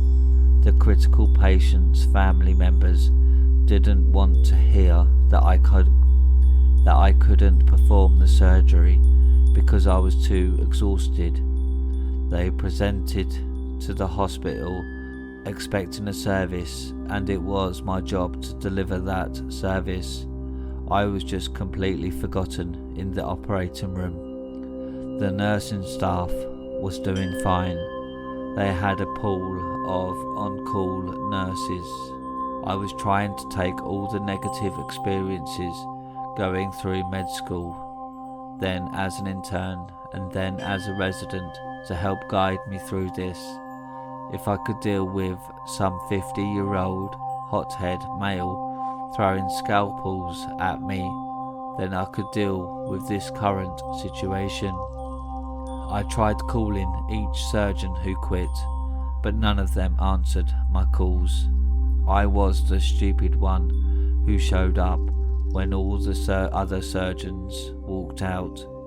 Now, if I leave, I would be considered abandoning my patients. When I would finish stitching up one person's chest, then I would hear a message that the next trauma victim was on their way. I had 2 minutes to spare, so I walked through the hospital. It was just mass chaos. The hallways were filled with patients who couldn't breathe. I saw the administrator absolutely overwhelmed in the ICU, trying to calm the nurses from walking out from a lack of ventilators. It just felt like a balloon that was going to pop with one more breath of air. There was no one for me to complain to. We are a small standalone hospital that typically overshadowed by the bigger city hospitals. I knew there was no escape for me in sight. There was no way I was leaving this place anytime soon. It's now been a week and I haven't been able to leave. I nap in the locker room any chance I get. I take showers and I just put new scrubs on. I try not to call my dad because I don't want to worry him. I tried calling every hospital, but they couldn't offer me any assistance. I wish the hospital would just go out of business and shut its doors. I just want to get out of here. The administrator had come to see me a few times and never has any promising news to tell me. It's just empty because that someone is going to come relieve me. But I know there's no one because the administrator tells them the current problem with staffing in the operating room, so the potential surgeon knows that they wouldn't be able to leave like me. The financial problems had been leaked out to the community, so surgeons were also leery of potentially not getting paid. I started using the veterinarian nurses as first assist surgeon.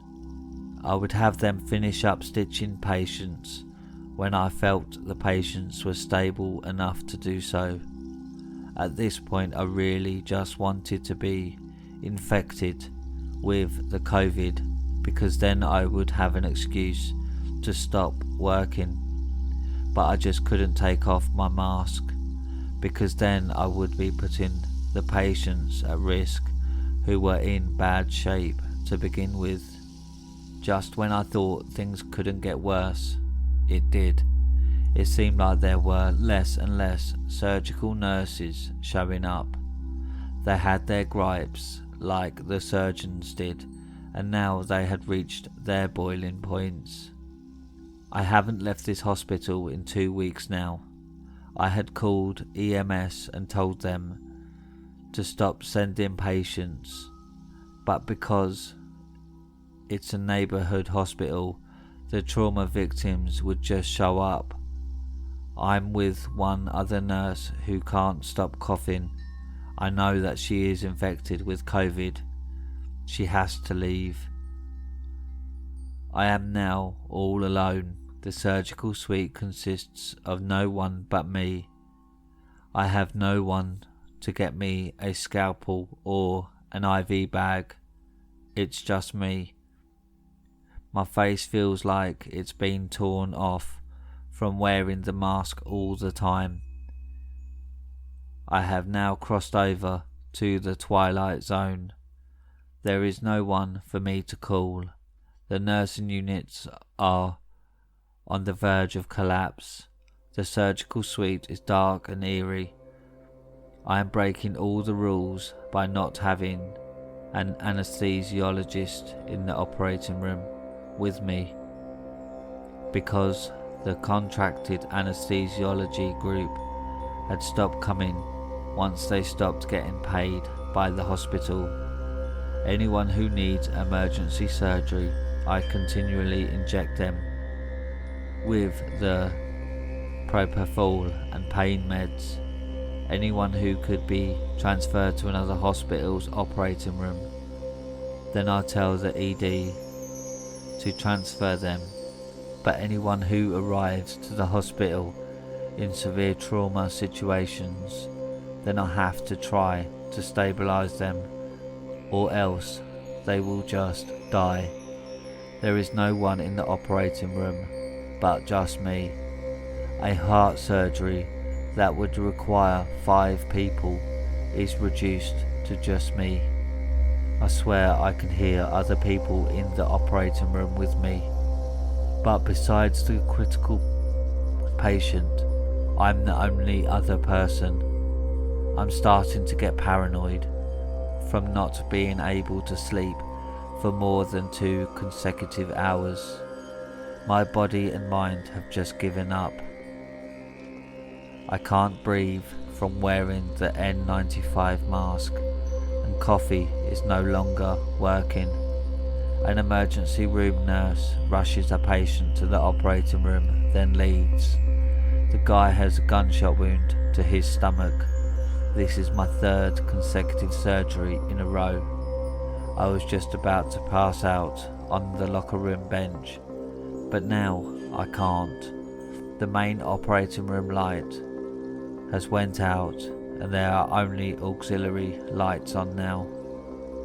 I try to stop myself from talking to imaginary people in the room. I try everything to stay focused on this dying person in front of me, who is bleeding profusely in front of me. I just started laughing.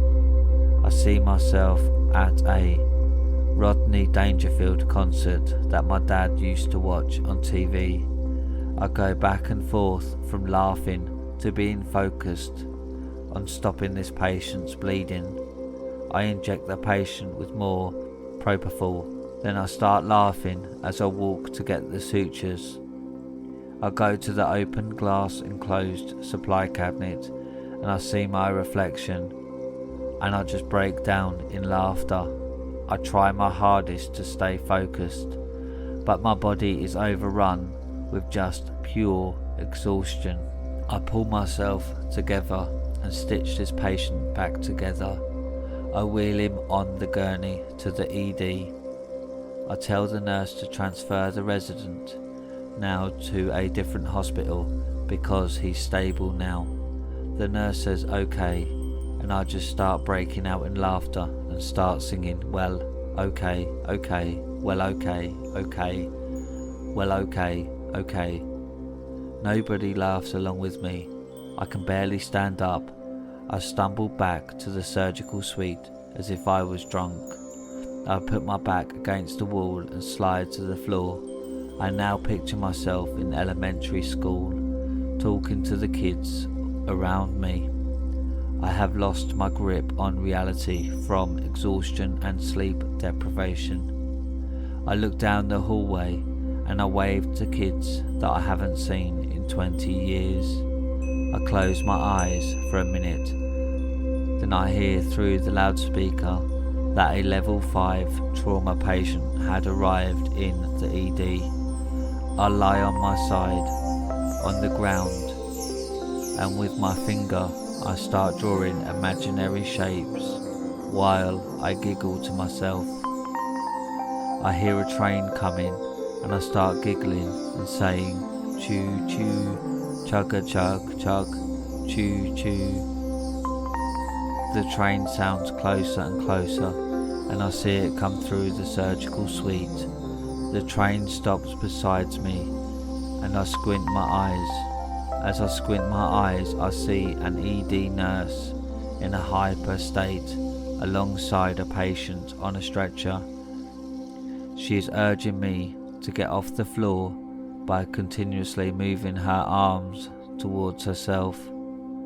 It looks like she is doing an Hawaiian luau, so I start laughing again as the nurse continuously moves her arms toward herself. I can start to hear her say, "Get up," in a slow, monotone tone. Then she says she's going to die. "Come on, get up." I sit myself up there for a few seconds in a trance-like state. Then the nurse grabs me beneath both of my armpits and tries to lift me from the floor. I start to regain my senses and I say, "No, I can't." I feel like I just went through 12 rounds with Mike Tyson in his prime. The nurse says, "You have to, she is going to die." The nurse sits me in a wheelchair and I say, "Push me to the med room."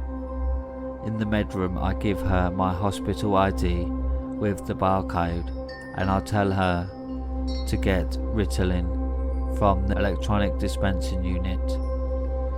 I tell her to give me 150 milligrams, which is 5 times the typical dose. The nurse quickly crushes 2 of the pills and I snort them, which is something that I have never done before. Then I orally ingest the rest of the pills. I get that jolt of energy that makes me coherent and gives me enough energy, though I feel like utter crap from the lack of sleep and exhaustion. I feel like I drank 2 bottles of vodka last night. I tell the nurse to stay and help me and she reluctantly obliges. We bring the patient into the operating room and I instruct the nurse to sanitize her hands by scrubbing in. I tell her to get me things as I sedate the patient. I feel like I'm going to die at any moment. The patient has a ruptured spleen from a car accident, so I cut her open and stop the bleeding. The nurse starts to see me drift off and she says, "The ED is closing today. This will be the last patient.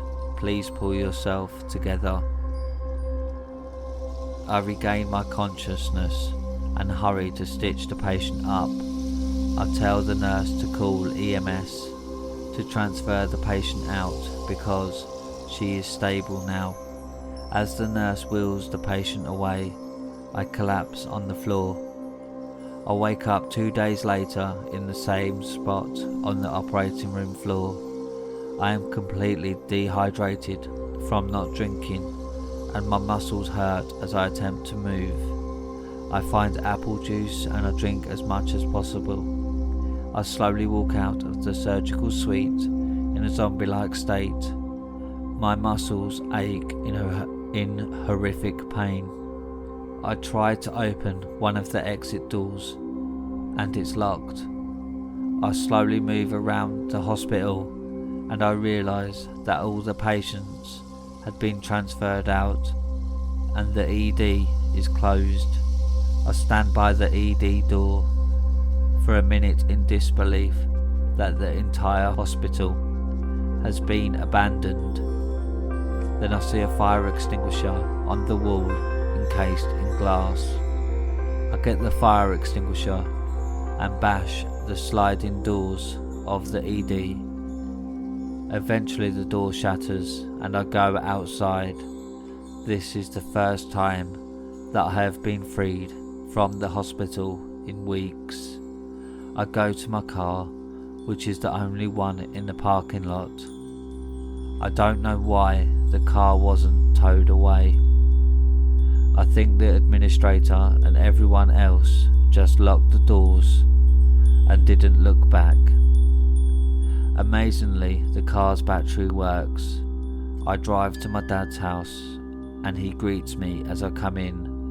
I lay down on his couch and I start hysterically crying as I feel a large burden that had been lifted off my shoulders.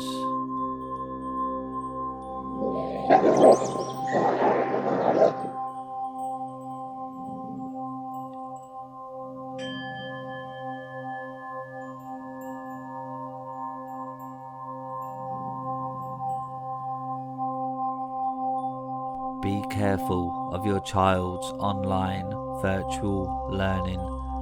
Posted by MTP 6921. My pharmaceutical company transferred me to Bucks County, Pennsylvania in June 2020. Reluctantly, I uprooted my 11-year-old daughter Grace from Atlanta, Georgia, and the both of us moved to Pennsylvania because of the pandemic. Grace stayed in the house all summer. My pharmaceutical company was doing well, which unfortunately had me working a lot of hours, so I didn't spend as much time with Grace as I hoped. I wanted Grace to be enrolled in the 6th grade, so I went to the school's district's administration offices. As I pulled up to the school office, a man with a shirt and tie was outside the building with a laptop and said that the building was closed because of the pandemic. I told him about needing to enroll Grace, and he was able to do it on his laptop. He asked me to send Grace's prior school information from Georgia from my email account. The process was easier than I thought it would be. I really just needed to show proof of local residency. I also learned that for at least the next 4 months, all of Grace's classes will be online. This was unfortunate because Grace wouldn't be able to meet any new friends by not being able to go to school in person. I set Grace's room up with a desk and a chair for online school. The first day of school came in September, and I followed all the email links that was sent to me to get Grace situated at the laptop that I gave her. I let Grace use my laptop that I used in Georgia prior to moving to Pennsylvania. I had to go to work during the first day of school, so I got Grace situated and ran out of the house so I wouldn't be late for work. I texted her a couple of times and she stated that she was doing fine. The days turned into weeks and Grace wasn't having any issues. I would get weekly emails from her teacher regarding Grace's status. Fortunately, the teacher said Grace was progressing normally with no issues. Grace's mother died unexpectedly when she was 2, so knowing that she was doing good with the online schooling was a big relief. One Sunday in late November, Grace decided that she wanted to go shopping at the King of Prussia Mall. The mall was completely decked out with Christmas apparel. The mall had temporary vendors located outside of the fixed department stores. Occasionally one of the temporary vendors would guilt you to look at their merchandise with the hope that you'll buy something. As we walked past this one vendor, Grace said, "Dad, hold on. Look how cool these are. I'm going to buy one." What caught her eye was Russian nesting figurines, the kind that were made up of some type of wood, where the smaller figurine fits inside the larger ones. She had her own allowance money, so she could buy whatever she wanted. She took out a $20 bill from her pocket and handed it over to the vendor. The vendor had a thick Eastern European accent and gave her $5 back and said, "Blagadori vas, thank you." The one thing that caught my eye was I swore Grace had some type of small SD storage card device in her pocket that she simultaneously handed the vendor with the $20 bill. I knew I saw something, but I didn't want to ruin the moment, and I wasn't 100% sure that I had seen her hand him something. Quite frankly, I was more in shock than anything else. My daughter is 11 years old. I kept asking myself, why would she hand some 50-year unknown stranger a storage device? Grace and I continued to walk around and left the store. About an hour later, during the car ride home, I asked Grace, "So tell me, how's school's going?" Grace said, "It's fine." I then asked, "What subjects do you have?" Grace replied, "History, social studies, maths, Russian." I said, "You're learning Russian in the 6th grade. That's a little odd. What about the typical Spanish or French?" Grace said, "Well, Dad, we learned that there is a large amount of people from Russia in this part of Pennsylvania, so my school thought it would be good to learn the language." I then said, "Oh, well, that makes sense. So what are you learning about in history?" Grace said, "Right now we're learning about the Russian Revolution, including Lenin and Stalin." I responded, "Just this week?" Grace responded, "No, pretty much from the beginning of the school year." I then said, "Anything about Washington or Jefferson or Martin Luther King Jr.?" Grace responded, "No, Dad, just about different Russian people." I felt like I was completely out of the loop. I never bothered to ask her what she was actually learning.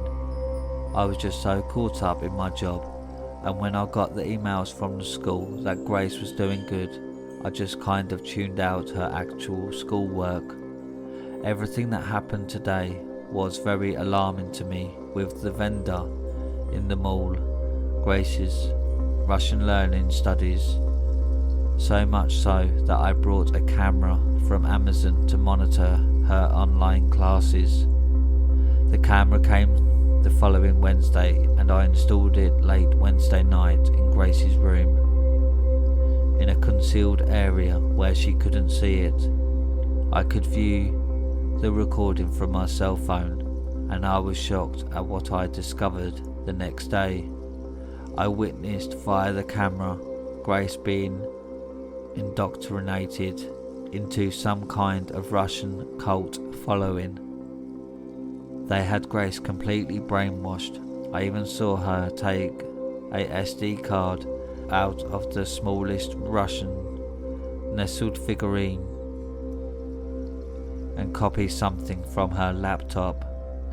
This is when I really started having doubts that Grace was part of the school district. I think Grace was being used as some type of pawn, and I had completely been duped. For the heck of it, I actually called the school district to ask a question about Grace, and they had zero information on her.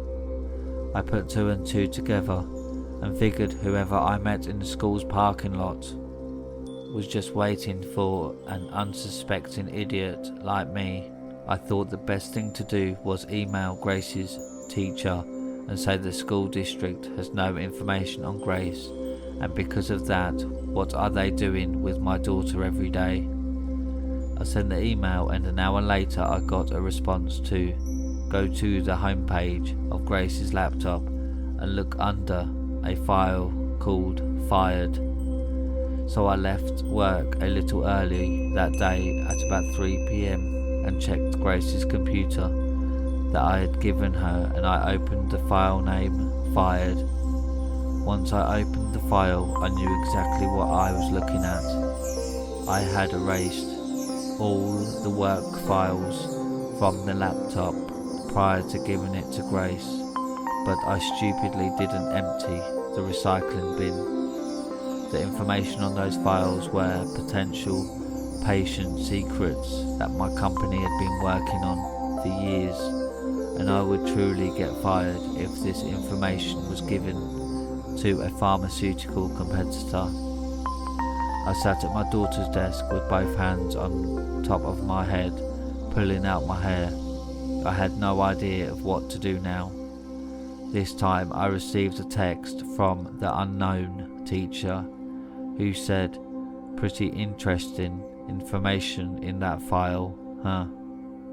I then replied, "What do you want from us?" Instead of texting back, I received a phone call from a number I wasn't aware of. I picked up the phone and the caller said, "Mr. Koch." I replied, "What do you want from us?" He replied, "Oh, a man who gets right to the point."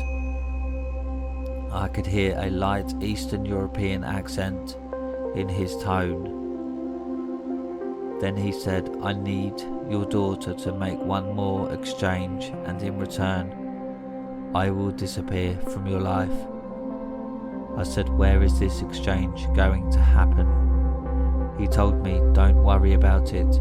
The information will be given to Grace, and if in any way you compromise this exchange, then at the very minimum, your work information will be disclosed to your competitors."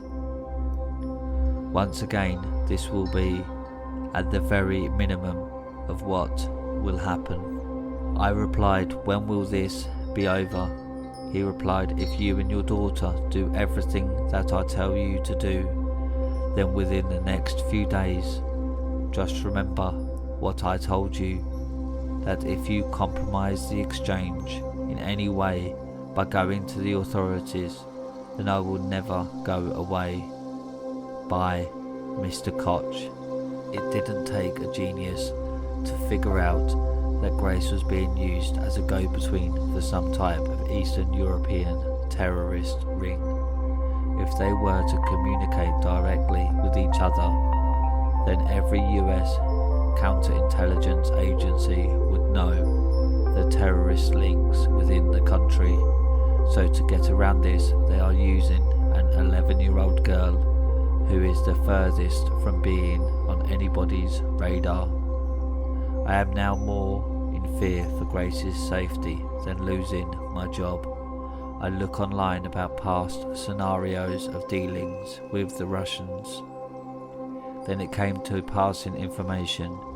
I was sweating as I read each story because it seemed like the Russians sever all ties with the mule once they're done with them, which is usually done with cyanide poisoning, so there would be no witnesses and no trace of linking the Russian operatives. As I sat at Grace's desk, I can hear her in the living room watching television. I went through all the different options in my head of what I should do. I kept slightly hitting my forehead with the ball of my fist. I knew that I couldn't leave Grace home alone anymore. I knew that the Russian operatives had more information on me regarding my name, social security number, everywhere that I previously lived, and so on. I thought to myself that even if Grace followed exactly what they wanted, then we would either be killed or the rest of our lives we would be looking over our shoulders. Both Grace and I saw the man at the mall already, so we knew more information than we should know. I remembered seeing those billboards. If you see or know something suspicious, then call the 1-800 number. So I figured I would block my phone number and call the number. I found the 1-800 number online and I called it. Without giving away any personal identifying information, I told the person of the situation. I was transferred several times until I actually spoke to someone from the CIA. The person's name was Agent Hebert, who worked out of the Philadelphia field office. I once again explained the scenario without giving away any personal identifying information. The agent was aware of these types of scenarios where terrorists would use virtually anyone as an unknowing carrier. Agent Hebert advised me to basically leave the house with my daughter right now. as Agent Hebert said that, I received a text from the Russian operative that said, "Look out your daughter's window. Do you see that white van?" I felt my stomach hit the floor when I saw the van parked in front of my house, with two men sitting in the driver and passenger seats. I am now terrified that my house will be bombarded with terrorists at any moment. I responded back, "Yeah, what do you want?" He texted back, "I told you to keep your mouth shut. You're a stupid man. Don't you realise the laptop has a built-in microphone? I heard all of your conversations with the US government officials." I hung up the phone with Agent Hebert and I started hitting my head with my fist because I did do something stupid by not leaving my daughter's room when I called the government officials. The Russian operative then called me. I answered the phone and he said, "Mr. Koch, you have 30 seconds to do exactly what I tell you to do. Grab the Russian figurines that your daughter bought at the mall and go to the mall and return it to the same vendor. Your daughter stays in the house." Then he hung up the phone. I ran towards my daughter in the living room and I said, "Go put your jacket on and go out through the back basement door and run to the park where I will meet you in 1 minute." Grace said, "Why, Daddy?" I said, "Honey, please, just do it." Grace was completely oblivious to everything that was happening. She is just a kid whose teacher was telling her to do stuff which she thought all kids her age were doing. I went out the front door and the two men in the white van watched me as I held the wooden figurines in my hand. My only chance was that they thought that Grace was still in the house. I got in my car and drove away towards the park. I cried in relief when I saw her waiting for me. I proceeded with Grace to the mall, which was about a 25-minute drive. The whole drive, I had both hands tightly gripped on the steering wheel. I was dripping sweat from absolute fear I was experiencing. I was looking in the rear view mirror the whole time to see if I was being followed. Other than saying, "Dad, why did I have to run to the park?" Grace just sat and played with her phone the whole drive. I responded to Grace just because. I pulled into the King of Prussia mall and parked. I figured it was best to have Grace stay in the fragrance aisle of Macy's, where there were always a ton of people around, while I went to return the Russian figurines. I really didn't want to leave Grace alone, but I really had no other option. I quickly walked over to the vendor with the figurine. I said, "I want to return this." He took the figurine and attempted to give me my money back, which I declined because I didn't know if cyanide or some other poison was on it. Then I quickly walked back to Macy's and I cried in relief when I saw Grace standing by the fragrances playing with her phone. We both headed to my car. As I drove away, I said, "Give me your phone." Grace handed me her phone and I threw it out the window. Grace got upset, so I gave her my phone. I had to assume her teacher was going to text her eventually. About 5 minutes later, Grace said, "Daddy, you just got a message from my teacher, Mr. Gorski."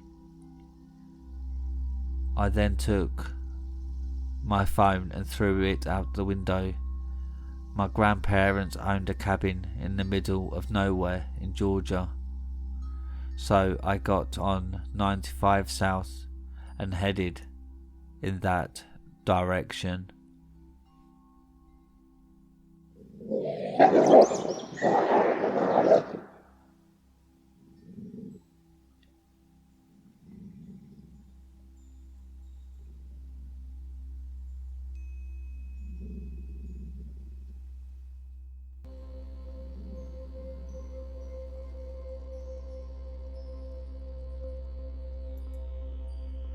Red flags I wish I saw, posted by TARDIS Tree. So, it's been a while since I wrote anything for Reddit, but here we go again. I do work full time at a sex shop during the day, and on my downtime I do nails from home. Mind you, I decide when I want to or not want to work on my downtime. I had posted a few places that I was going nails for tips at home, and of course somebody messaged me on OfferUp about wanting to come by, and she didn't have a profile photo. Usually I don't message anyone my information if I don't see an actual photo. I began to ask her some common questions on what type of set she wanted and when she'd like to come by, for an idea of how it would go. She started asking if I wanted her to come over at 9 at night on a day I worked, and I explained how I was doing nails. She seemed to understand and make weird, uncomfortable conversation with me on how people should tip, and that could find my apartment if needed. At now being 10 o'clock at night, I ignored her because I had to work the next morning, and again she messaged me asking if she could come by. It was already 5 that following day, and I was at work and said I would message her later. She then again tried to show up at my door at 10 o'clock at night, which is odd. The following day she messaged me and asked if she needed to bring me anything. I do nails from home and had all my stuff for her set she wanted, so confused. I asked what she meant, and her response creeped me out. She asked if I wanted her to bring me anything like nail supplies, food, or anything illegal, because she could do that. This was when I decided to ask a few friends if this sounded eerie to them. I was at work and wanted to go home, and she kept messaging me. When I was going to be home, I asked for her Facebook to see if she was not a red flag, and she seemed okay. So I told her I was at the store and would be home soon. So when I did finally get home, I had to see her pounding on my front door.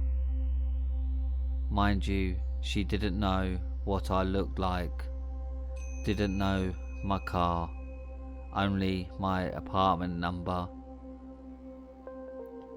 She began pounding on my door again. As I sat in my car, she then texted me, "Are you home? Are you there?"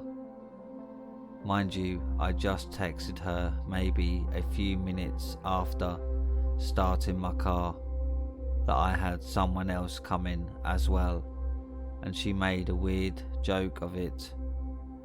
If she didn't go first, she was going to throw a fit. Odd. I had to hurry up and get my groceries from my trunk, and she stood next to my door asking repeatedly if I needed help, and I kept saying no, because she stands next to someone's door like that, hurrying a stranger. The second person showed up. As this girl got more angry, I wouldn't let her help, so I could get her inside, and decided to take off. kind of hope I never have to deal with her again. People are crazy, and I hope I never meet her again.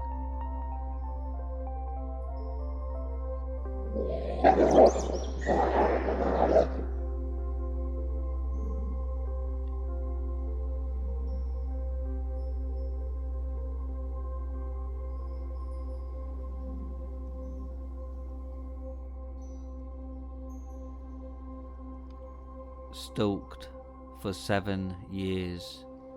Posted by TARDIS Tree. I had a weird thing happen at work today, and it triggered this impulse for what happened a few days ago. Some backstory, I guess, would be helpful. I waited to post or say anything about this because I wanted to make sure I was safe. So I dated a guy who was a few years older than me back in high school.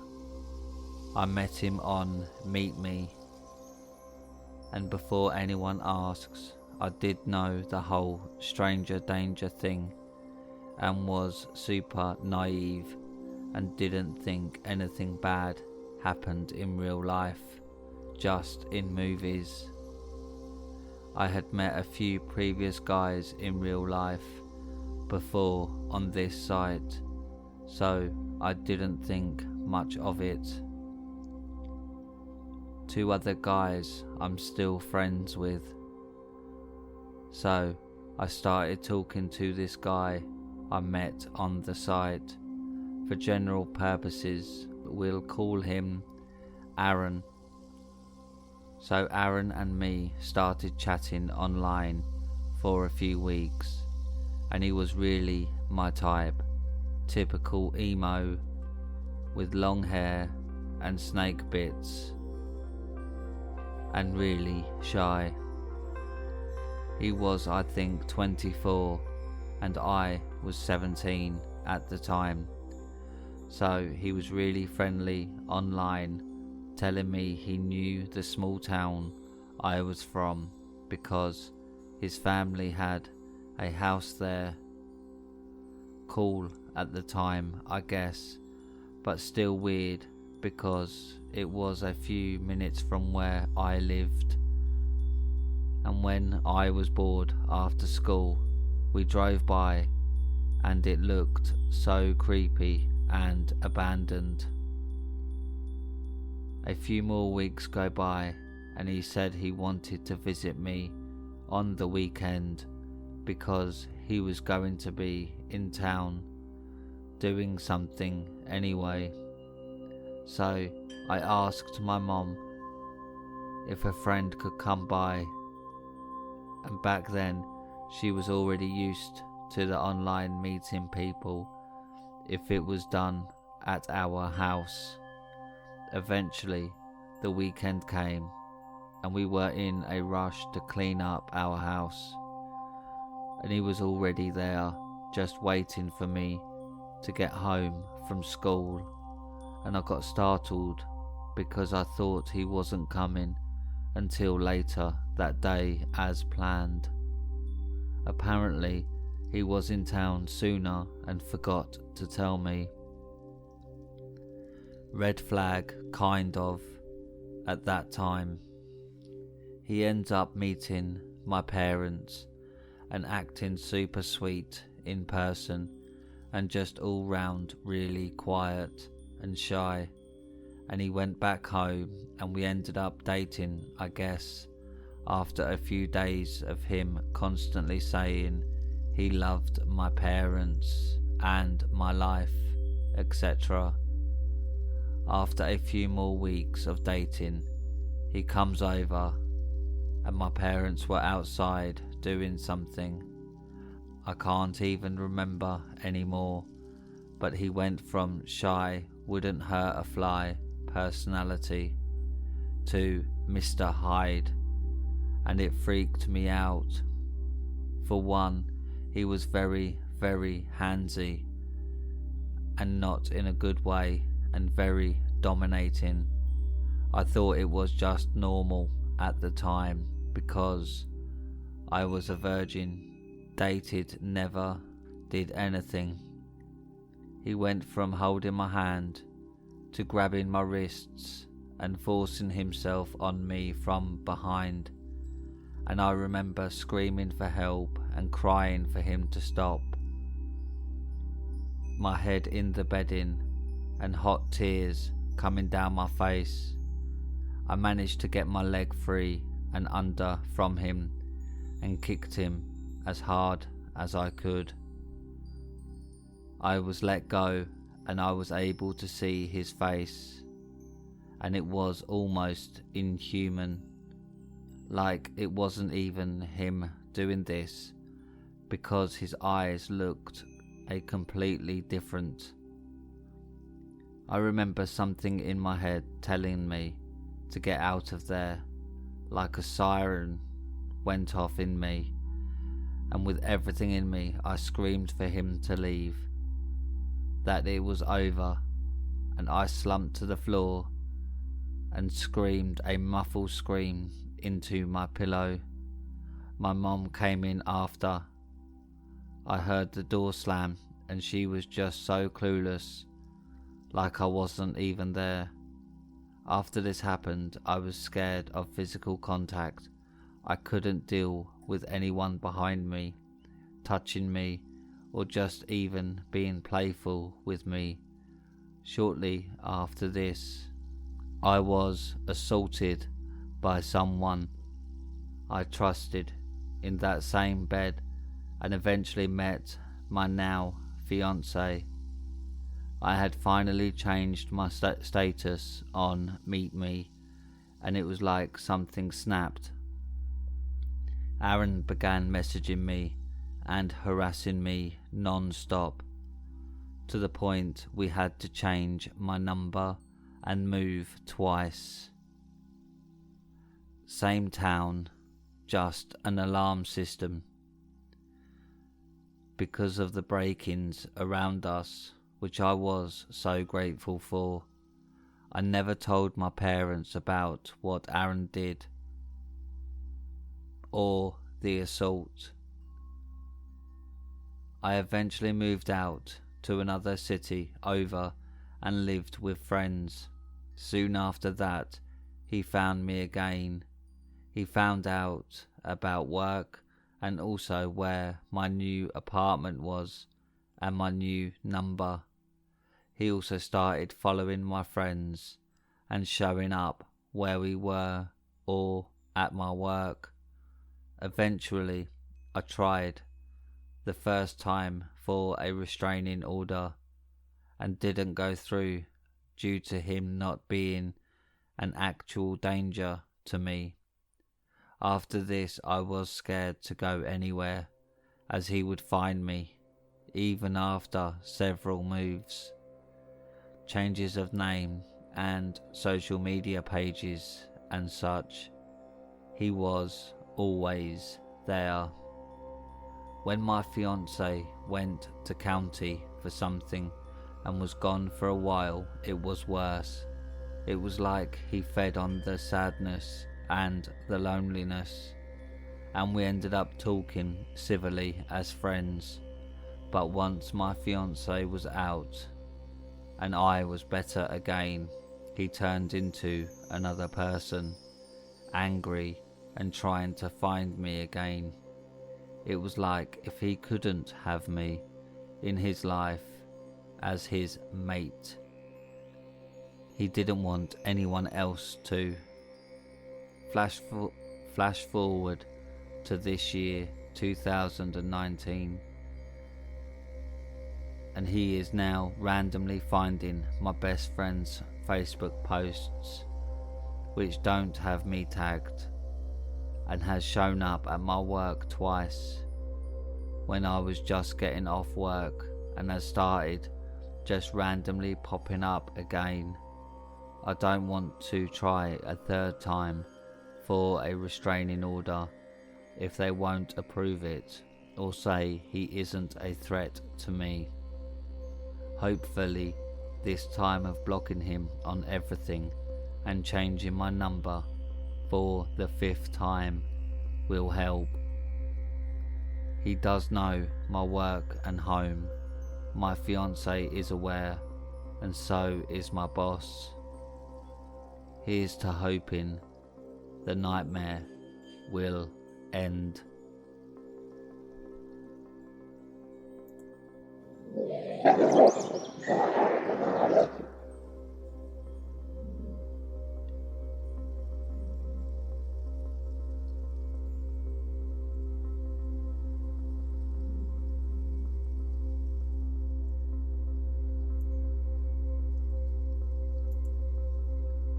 I think he knows my schedule now. Posted by TARDIS Tree. So, for background with my job, I do have regulars that know me either by name or by my car. The places I work at is a hole-in-the-wall adult novelty shop. So we have our regulars that come in and make small talk, or just come in a few sporadic days when we work. There is one dude in particular that comes in that just genuinely gives me the ever-loving creeps. We used to have a different set of people who would work the day or night shift, but all left either being fired or quit. The girl who worked here before me, as my boss has told me, was a huge hippie. Coloured hair, no bra, unshaved armpits, the whole nine. She was the day shift person and had an older gentleman who would come in every time she would work and either bring her gifts like food or just general things, and being overly friendly. He always gets the same thing: 2 max loads and yummy cummies and porno magazine pack. When my boss would come in, he'd leave, or he'd wait for a half hour to see if he'd leave the store on his day off, and he'd be in our store for almost 2 hours with her. We do have cameras that can be accessed inside or at the boss's house. When she quit through work drama, he stopped showing up altogether. Then I started working here a few months ago, and the first week he came in twice when I was working. I didn't think anything of it. Stupid, I know. He started coming in every day that I worked for a while, and when I was reading someone's post on another subreddit, he came in. I haven't seen him in over 3 weeks. My boss said the last time he worked a day for me, he came in and just went to the magazines and left abruptly. He got his regular order today when he came in and made small talk with me again. My boss thinks he was into or was doing things with the other girl who worked here before because of how much time and gifts he would bring her, and never speak to my boss when he was here. Am I just paranoid about it, or does this guy feel creepy, or is it just me?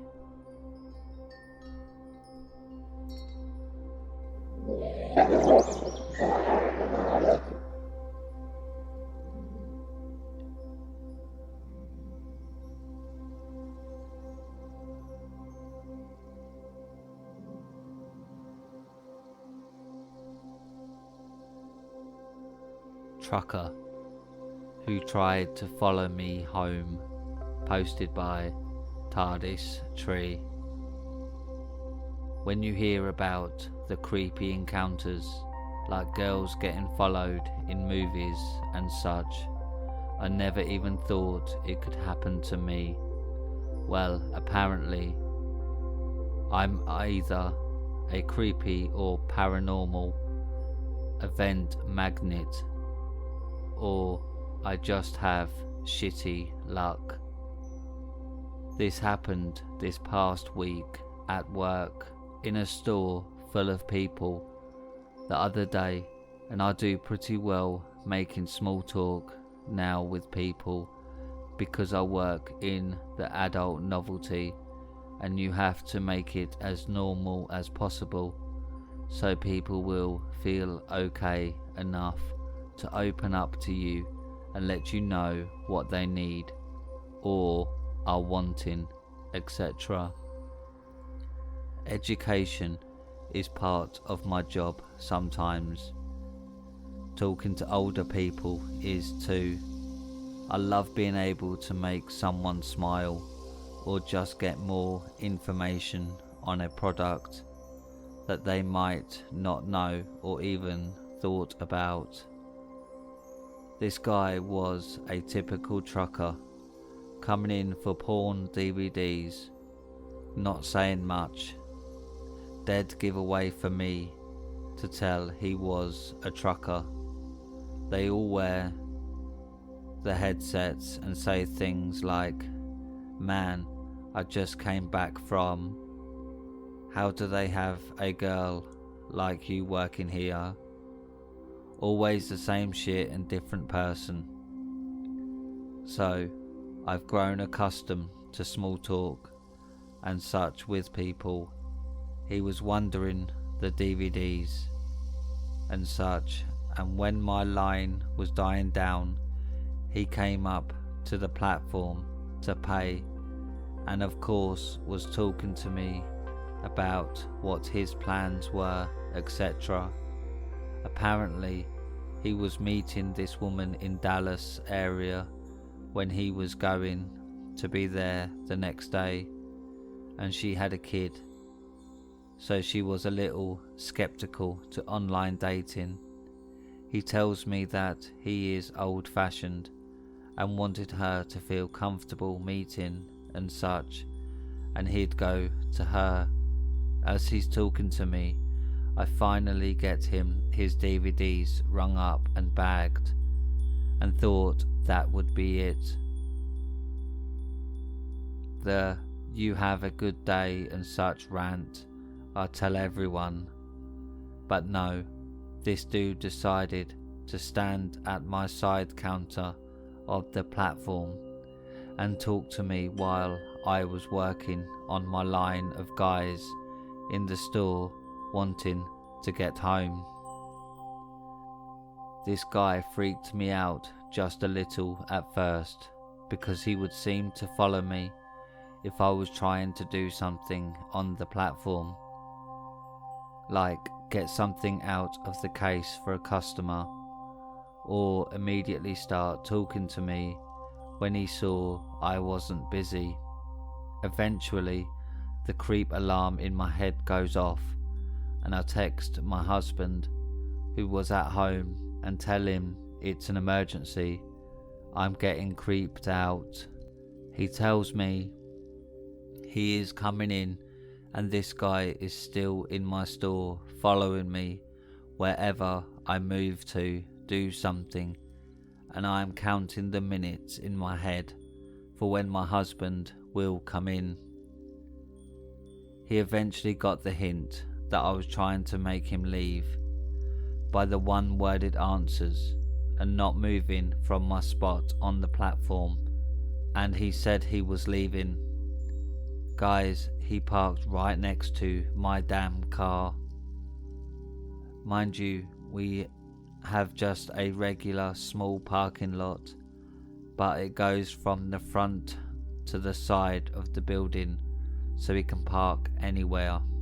We have cameras in the back of the building, so I see him move his car to the side of the building in view of my car because I went outside when I saw him leave and act like I was going to smoke, and walked back in when I saw him get in his vehicle. Husband finally comes in. It's an hour before I'm supposed to get off work, so I ask him to stay around just in case and such, and tell him everything that just happened, and he is just not even fazed by it. I guess because it didn't click yet. I get off work and tell my co-worker what happened, and he is more scared than I am. He is a small build Asian guy who couldn't scare a fly and looks like he's going to pee himself. I'll get the husband to follow me outside, and I'll get in my car and lock it immediately. I don't even wait for my co-worker to come outside before gunning my car and leaving. I drive a different way home than before and checked every few minutes to make sure I wasn't followed. Thankfully, neither one of us have seen this guy since. But now, I always get scared of coming off too nice to anyone in fear this happening again, or something worse.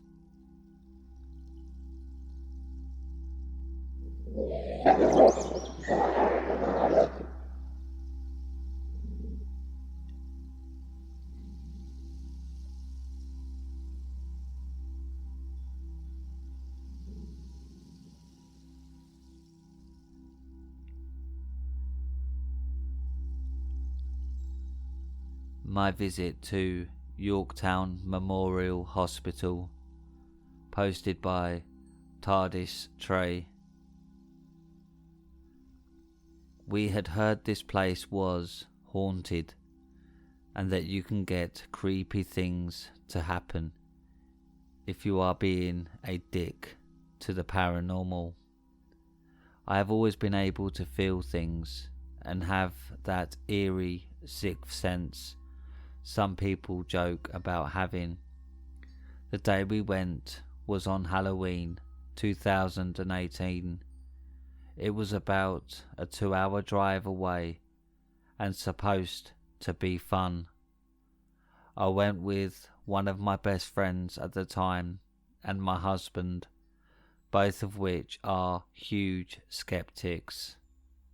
Right off the bat, when we get into the parking lot, my alarms in my head are screaming at me not to go in there, that something in there is bad. And of course, like the idiot I am, I go in. We get inside and we're surrounded by candles on the desk and greeted by the caretakers and tour guides. We're told we can only use our phone lights and can take photos, and we begin our tour. The hospital had so many open doorways that we had these cage walls to keep people from climbing over and taking things from inside. There was so much graffiti on the walls and holes in the ceilings and cracks, etc. We come up to a room full of old dolls and a rocking chair, and I feel a creep on my forearm. The caretaker and guide tell us about a small child who will play with guests if they take her ball and roll it down the hallway, and if you take a doll from her room, she is not thrilled with you and can scratch you. Of course, we couldn't expect a normal night on Halloween in a haunted location, because once we started moving on in the tour, it began to storm. We start following the guide to the next hallway, and they continue telling us about all the amazing artifacts in the hospital still intact, like the metal bed that was just a slab that so many have died on. Once we enter the kitchen, I immediately feel a difference in energy, like something was following us, but not hurting us. The guide then asks us if anyone gets the burning sensation to speak up, because the other night when they did a lockdown investigation, one of the girls on the team with tattoos got burn marks out of nowhere. I didn't think much of it until we started walking down the hall where another patient, JT, died, waiting for someone to help him because his friends abandoned him in the doorway. I could feel cold on my hands and arms. When we went upstairs, we went to see the chapel, and I felt so lightheaded, standing and staring into the broken room. Down the hallway from the chapel, I could smell sulphur and rotting eggs. The smell was so bad, I had to cover my nose. When we walked further down the hallway, we passed a room and a huge waft of soap hit my nose, and I felt a hard tug on my backpack I was wearing and another tug at my hand. On this section of the tour, no one was behind me, and my group had gone ahead of me, as it felt like I was being held back. I walked towards the front of the hallway and get an urge to look down the hallway no one was supposed to be in. I saw a tall figure, like a skinny man with one hand bent like he was waving to me, and a bright white light in the other hand like a phone, but brighter. I started calling my husband's name because I thought it was him. He has a tendency to wander off, and he came out from the stairwell everyone else was on, and I couldn't believe it. I saw an actual dark figure with yellow eyes. One of the guys came up to me and asked if I was alright, because I couldn't believe it. Was this what the smell and the tug was from? Or am I just crazy?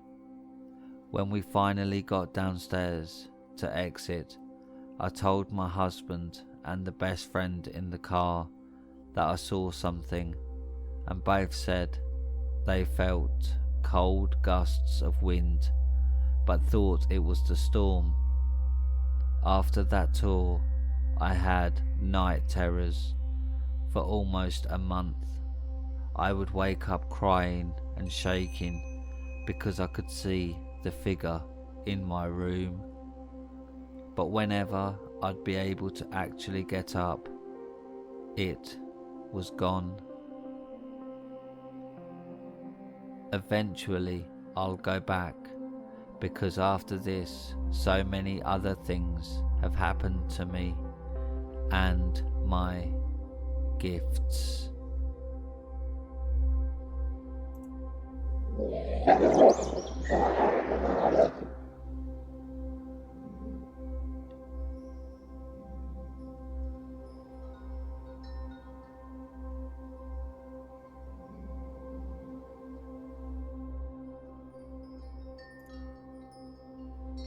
The Lake Man, posted by Cuboid Cube. I posted this over in r/let's not meet, and I thought it belonged over here instead.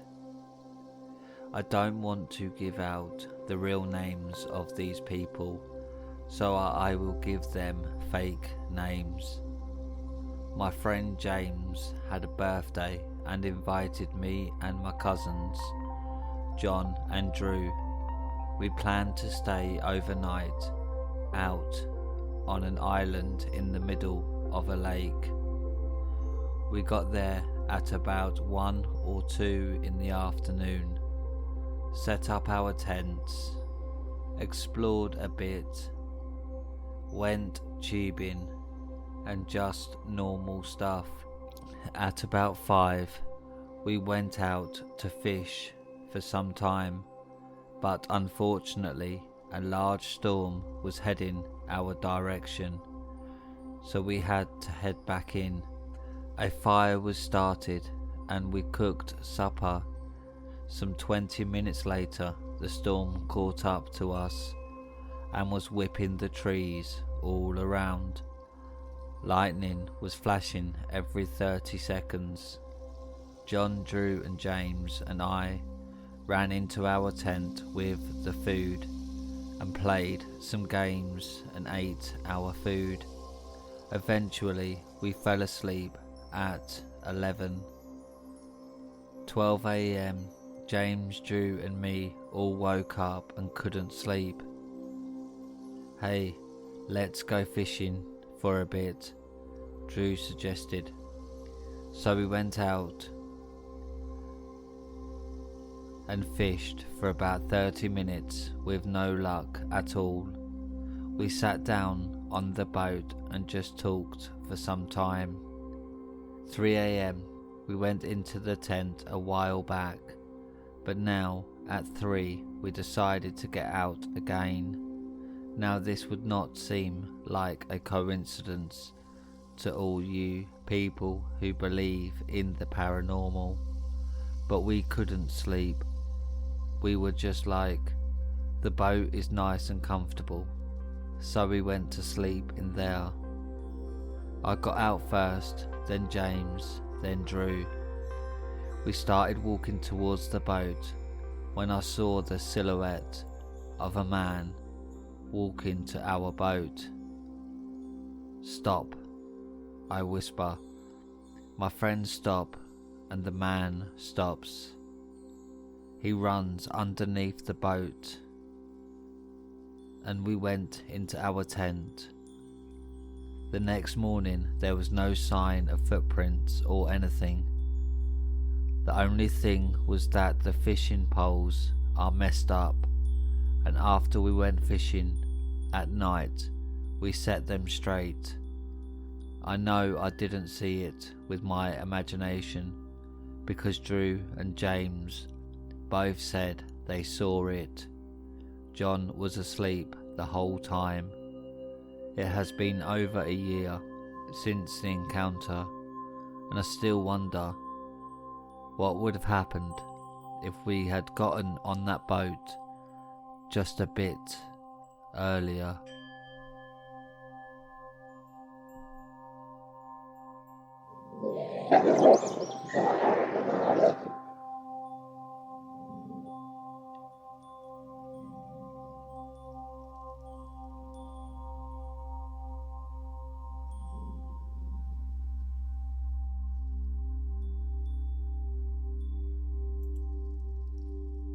I was stalked for months by a guy who worked at my local grocery store. This happened about 4 years ago. I was 20 at the time. The first time I met the guy who would become my grocery store stalker. He was standing outside the store collecting money for the Salvation Army Christmas time donations. I am a fairly friendly person, so I like to say hi to people who work at places I frequent to be nice. This guy was a kid around my age, very tall, with a mild resemblance to Lurch from the Addams Family, dark circles under dark eyes, short black hair, kind of vacant look in his eyes. I chatted with him for maybe 2 minutes, just idle chit-chat about the weather and whatnot, nothing particularly memorable or interesting, and then waved goodbye and went home. Little did I know that single moment would be the start of something would have me genuinely afraid. About 4 or 5 months passed and I hadn't seen him again. Then one day, as I was grocery shopping with a friend, when as we were chatting she suddenly got really quiet and kind of recoiled backwards. Looking behind me, I turned around to see this guy, who had to be at least 6'4", towering over me, not 8 inches from my body. He said hi and told me he remembered me from that December I had talked to him, and then asked for my number. I, being young and never having experienced this type of interaction before, told him I didn't have my number memorized, but that I would write his down and text him later. I kind of half waved my phone at him, pointing out my, at the time, boyfriend, whose picture was my wallpaper, making a point to say, "Oh look, that's my boyfriend," to the guy, hoping he would clue in. But no luck. He told me his number, which immediately upon getting I blocked, without letting him get my phone number. However, what really made my blood run cold was what he said after I put my phone away. He leaned in real close, and in a low voice he told me, "Whatever I text you is for your eyes only." At this point I started to feel genuinely uncomfortable. I said, "Yeah, sure, nice talking to you, but we gotta get back to shopping." And I grabbed my friend and dragged her off, shooting a panicked look at her and asking why she didn't bail me out. Apparently he scared her too with his getting so close to me, and she didn't know what to do. I want to make it clear, I'm not exactly a small girl at 5'8" and solidly built. I can certainly handle myself, and I very rarely feel intimidated or small in the presence of anyone, male or female. But this guy made me feel tiny and scared. In the months that would follow, he would make me feel truly frightened. I had hoped that creepy interaction would be the last time I saw him, but that was unfortunately not the case. After the initial meeting with him saying that creepy thing about his texts being for my eyes only, it seemed like I would run into him every single time that I got to the store. No matter what checkout lane I was in, he always seemed to appear the end of it when I was finished shopping, and every time I was in the store I would notice him out the corner of my eye, watching me, no matter what area I was in. One time I even caught him following me out to my car. At that point I got scared and decided to say something to the managers. After letting the managers know what was going on, they assured me they would tell him not to talk to me. After that, he wouldn't speak to me, and I would continue to see him following me around the store at a distance every time that I went up there. It got so bad, and I felt so frightened that I started to be afraid to go to the store at all. But I am one of those stubborn people who refuses to be intimidated by someone to the point where I'll stop doing something. I had hoped that maybe it was a coincidence that he was following me. After all, it was a big store, and maybe he just had things to do that just happened to be in the areas I was shopping in. So I started to pay close attention to my surroundings. Once I started really paying attention, I realised that every single time I was up there, I would constantly notice him in the areas of the store I was in. During my last encounter with him, I went up to the store to grab just 2 or 3 items I needed for dinner that night, and I first saw him standing outside the store when I got there, and with his back to me, I quickly ran inside, hoping he didn't see me. Unfortunately, a few minutes later, I saw him at the very back of the store, and items in hand, I immediately made a beeline towards the front. As soon as I got near the checkout, I ducked behind one of the shelf displays and watched carefully at the front of the store to see if CC would appear. And he did. I watched as he looked up and down the checkout, and when he didn't see me there, I saw him step outside. At this point, I quickly ran into the nearest open cashier, rang up my items, and stuck my head out the door to look for him. I didn't see him there immediately, so I started trying to make my way back to where I was parked. I had parked a ways away near the side of the store where a bunch of other small stores and restaurants were lined up, and as I was walking towards my car, I realised I saw him standing by the entrance that I had first entered the store through, and ducked behind a pillar immediately, hoping he didn't see me. I watched carefully from behind the pillar, and as he scanned the parking lot, he obviously couldn't find me.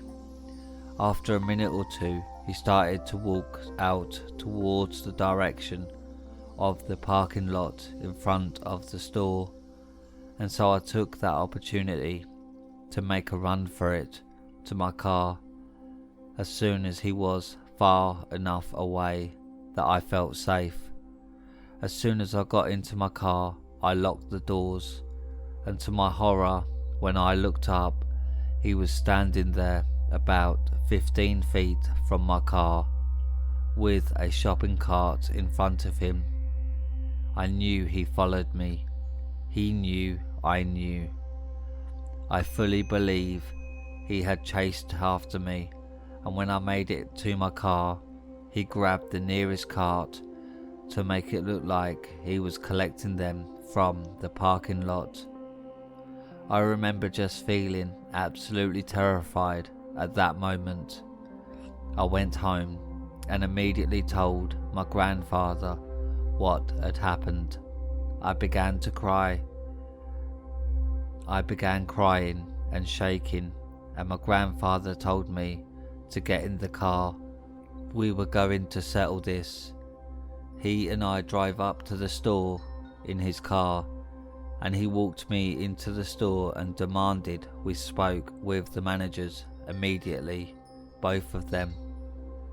When the managers arrived at customer service, he asked me to tell them what had been happening and demanded that they ensure he left me alone or that he would involve the police. The managers swore up and down they would take care of it.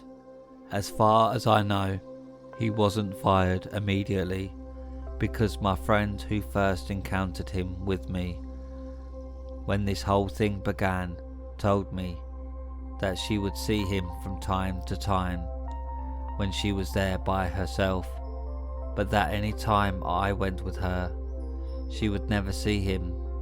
I fully believe he knew whenever I was there, only this time, instead of stalking me, he avoided me. Eventually, everyone who knew the situation stopped seeing him there, so I think he may have gotten fired or moved on from that store. Either way, I haven't had any issues since, but I have never in my life felt so afraid of another human being as I did that day, seeing him make eye contact with me in the parking lot as I locked my car doors. It still creeps me out to think he was watching me so closely every time I entered the store that he could so easily avoid or follow me whenever he wanted. So, to the guy who stalked me every time I went grocery shopping for 4 months straight, let's never meet again.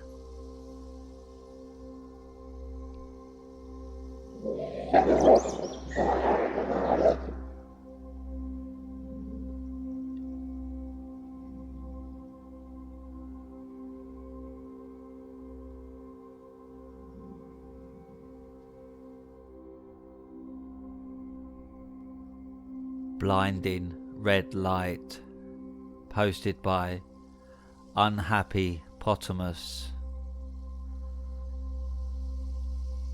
There may be an explanation for this. If anyone has any ideas, I'd love to hear them, but I haven't ever found one before. This was mid-2000s, when my best friend and I were around 15. We walked out of her house to go around the corner to the grocery store at night. She lived in a nice neighborhood in Atlanta, and we did this a lot, spent a lot of time hanging out in the front yard, always felt safe, etc. Well, we walk outside and get to the street, and I'm blinded by this red light, almost like the light you see if you stand up too fast. It only lasted for a few seconds. I turned to my friend and told her, and she goes, "I just saw this giant red light circle light you up and then moved over to me and disappeared." She said it was like the size of my head or upper body. We watched a lot of unsolved mysteries as kids, so our first thought was aliens. So we ran inside and asked her mum how long we'd been gone, and she said we'd just left. So no missing time or anything. The only explanation I can think of is that one of her neighbours somehow had a giant red spotlight and decided to shine it on us that one time. My friend didn't see any source for the light, and it was a pretty upscale neighbourhood where, again, we spent a lot of time hanging out front with no weird neighbours or other kids in the neighbourhood.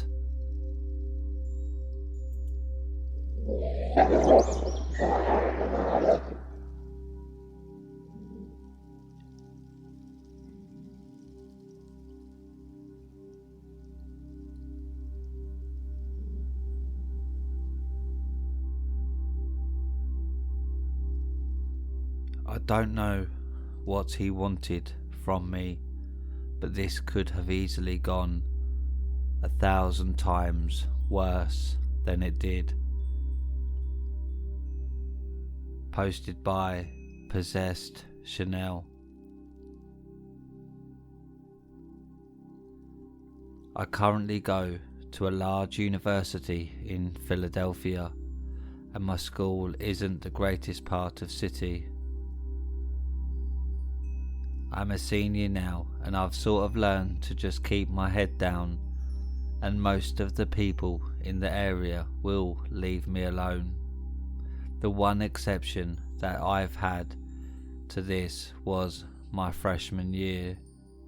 My roommate freshman year was an absolute mad woman, stealing my stuff, threatening to physically assault me, and spreading rumours about me.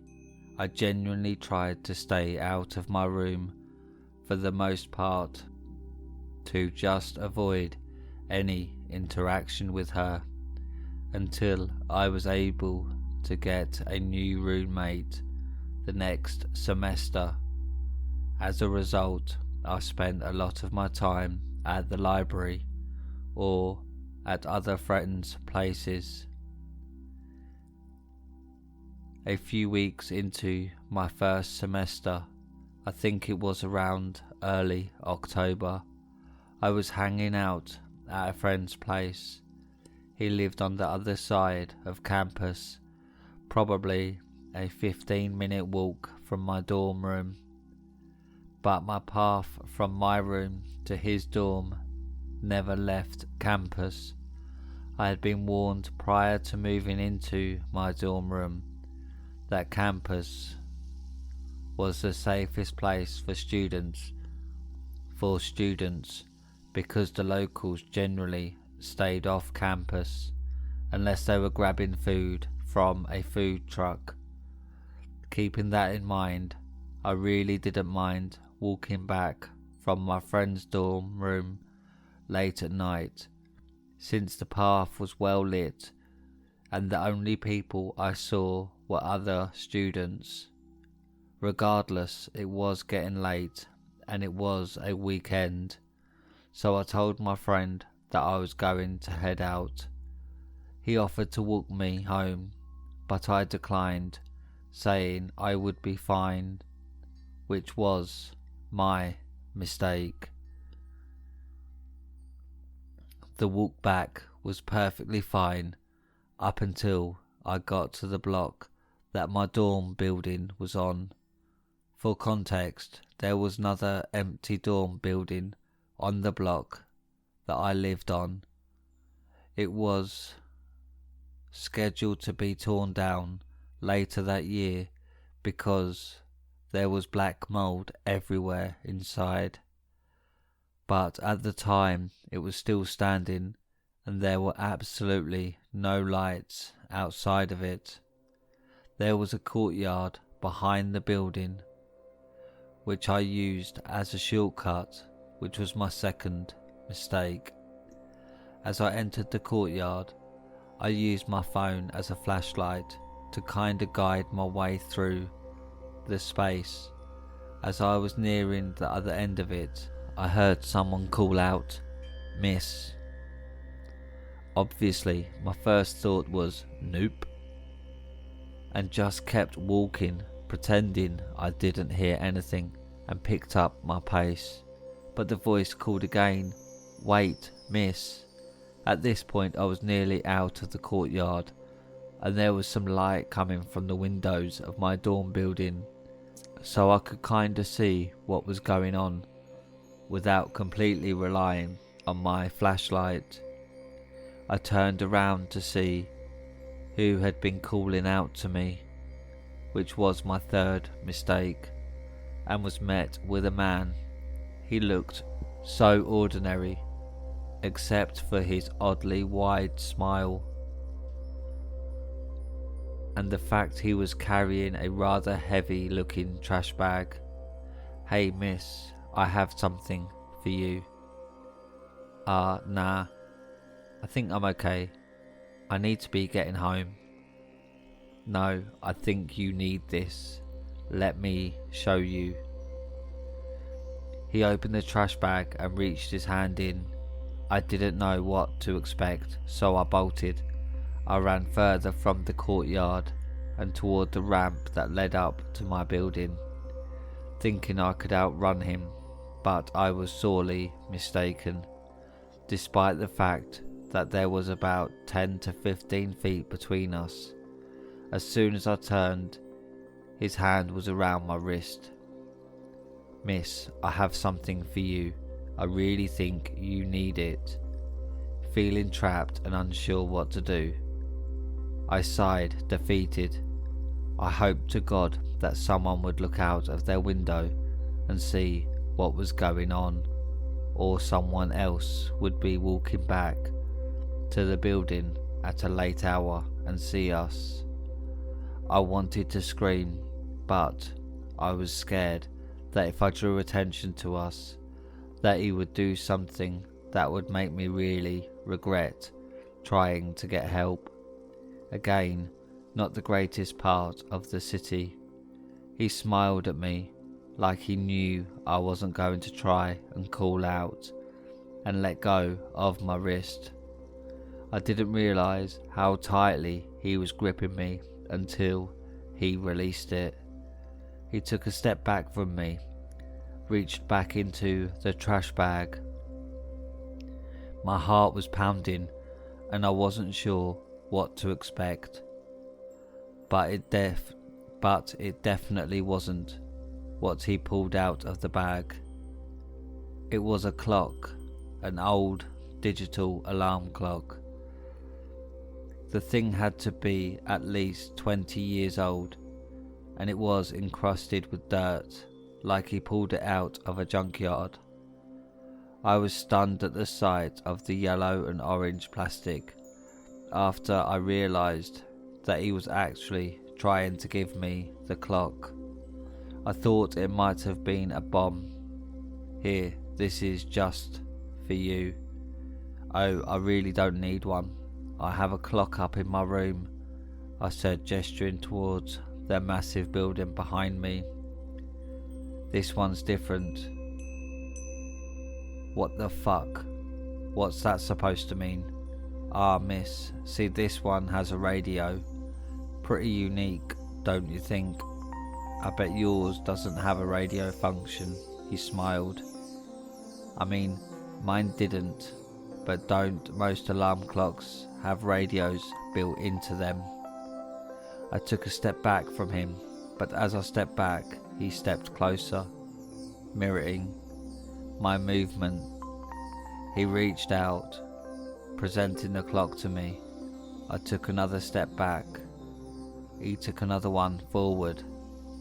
I knew my back was literally going to be against the wall of my dorm building if I took another 2 steps back, and I wasn't sure where to go. I felt like I had no choice but to go against everything my body was telling me not to do and accept the clock. I reached out and noticed that where he had grabbed my arm was already bruising. With my hand now outstretched, he placed the clock in my hand. I felt so dirty having it in my hand. I don't know how to describe it, but I had instantly felt like I just finished rolling around in the dirt. My arm felt like it was throbbing, and the clock was so heavy. It felt like it was getting heavier with every passing second. I knew it just felt like that because I was freaking out, but it didn't make the experience any less terrifying. I don't know what to do. The guy was still smiling at me. I blurted out, "Thanks," and spun around, gripping the clock. I took a step away from him, toward the ramp leading up to my building, and he took a step back. I decided that this was my chance to bolt for the door. I spun around on my heels and took another few steps before hearing "You're so beautiful, I love you," called out behind me. I turned back and the man was out of sight. I screamed. I didn't know what I just got myself into, but I didn't want to be any part of it. I sprinted toward the door of the building, dumping the clock in the trash can outside. On the way, I still thought there was a decent chance that it was a bomb, and if it was going to explode, I wanted it to do so in a contained space. Nothing came of the man or the clock other than the bruise on my arm. It healed completely within a few days, and soon after that I had sort of forgotten about the incident. I think I just repressed the memories and didn't want to unpack what I went through. I still try not to think about it, and the only reason I'm writing this now is because one of my current, not crazy roommates had brought it up a few days ago, and the floodgates of my brain opened, and I felt like I needed to share what happened.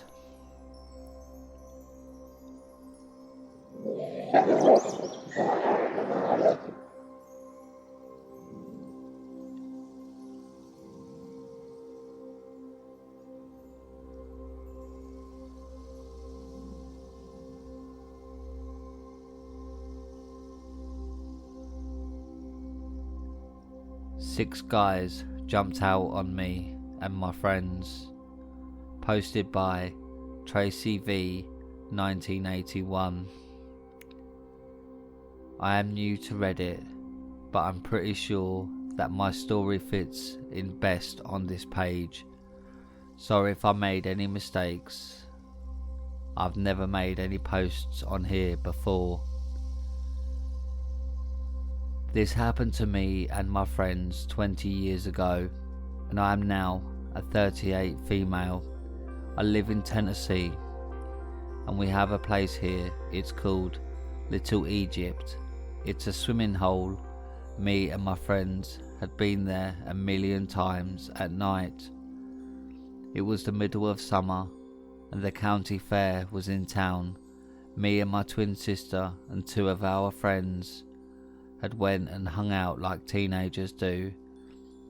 We had ran into our mum, stepdad and little sister while we was at the fair, and told our mum that we were going to Little Egypt to goof off, as we had done a lot that summer.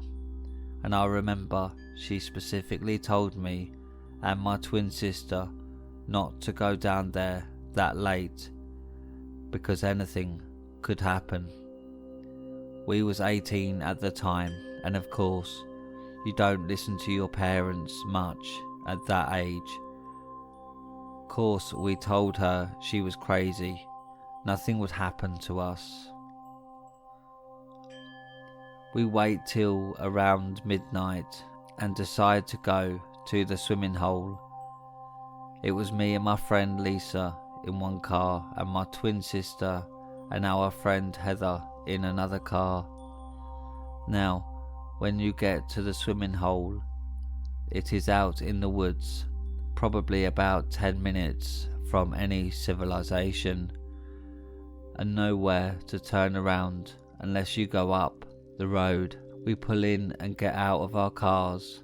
We are still standing pretty close to the cars because we hadn't gotten our flashlights and stuff we was going to take with us out yet. I started to walk towards the car my twin sister was standing at, and all of a sudden we hear some sticks breaking. I look at my sister and whispered, "Did you hear that?" She whispered back, "Yes, maybe it was Lisa messing with us." We tell Lisa to quit trying to scare us, that it isn't funny. She says I didn't do anything. Then all of a sudden, You can hear a lot of sticks breaking. My sister and Heather jumped back in their car. I ran to Lisa's car. We barely jumped in her car in time. She has automatic seatbelts. It nearly broke my shoulder getting in so fast. I don't know how we got the cars turned around in that little space we had, but we did. There was 6 guys dressed in black, head to toe, with a mask on that jumped out of the woods right where we was parked at, with baseball bats chasing after us. About 3 days later, we went back down there and there was a police crime tape everywhere, and some other people was there. We asked what happened, and they said some guy had gotten beaten to death 3 nights ago. The same night, the 6 guys had jumped out on us.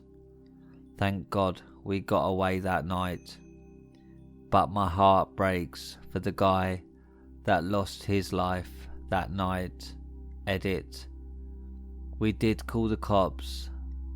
That night they told us that it was probably just some young kids messing with us. To the 6 guys that jumped out of the woods on us, let's not meet again.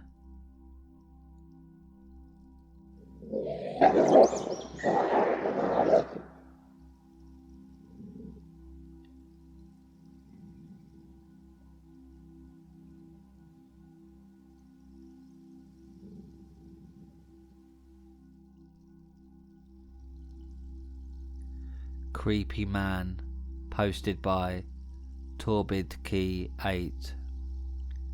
So this happened to me like 4 years ago, but I remember it perfectly. I was coming back home from swimming practice, and since it was winter, it was about 9 p.m. and extremely dark, since the city lights were kind of shit, and it just made the scene creepier. I was walking normally at a slow pace because you didn't have to do anything else that day. I noticed my shoelace was untied, so I went to tie it, and while I was doing it, I looked back, and the only person in the street was a middle-aged man towards 50 years old, with a very curious hat and a trench coat, walking slowly with his head low. When I got up and looked back again, there was no one there. The creepiest thing about this is that some time ago I was talking to my sister about sleep paralysis, and one experience she had was seeing that same man at her door, and I quote, as if he had just been in the street. The descriptions matched perfectly, and the time was about the same. This is definitely one of the creepiest things I've ever experienced.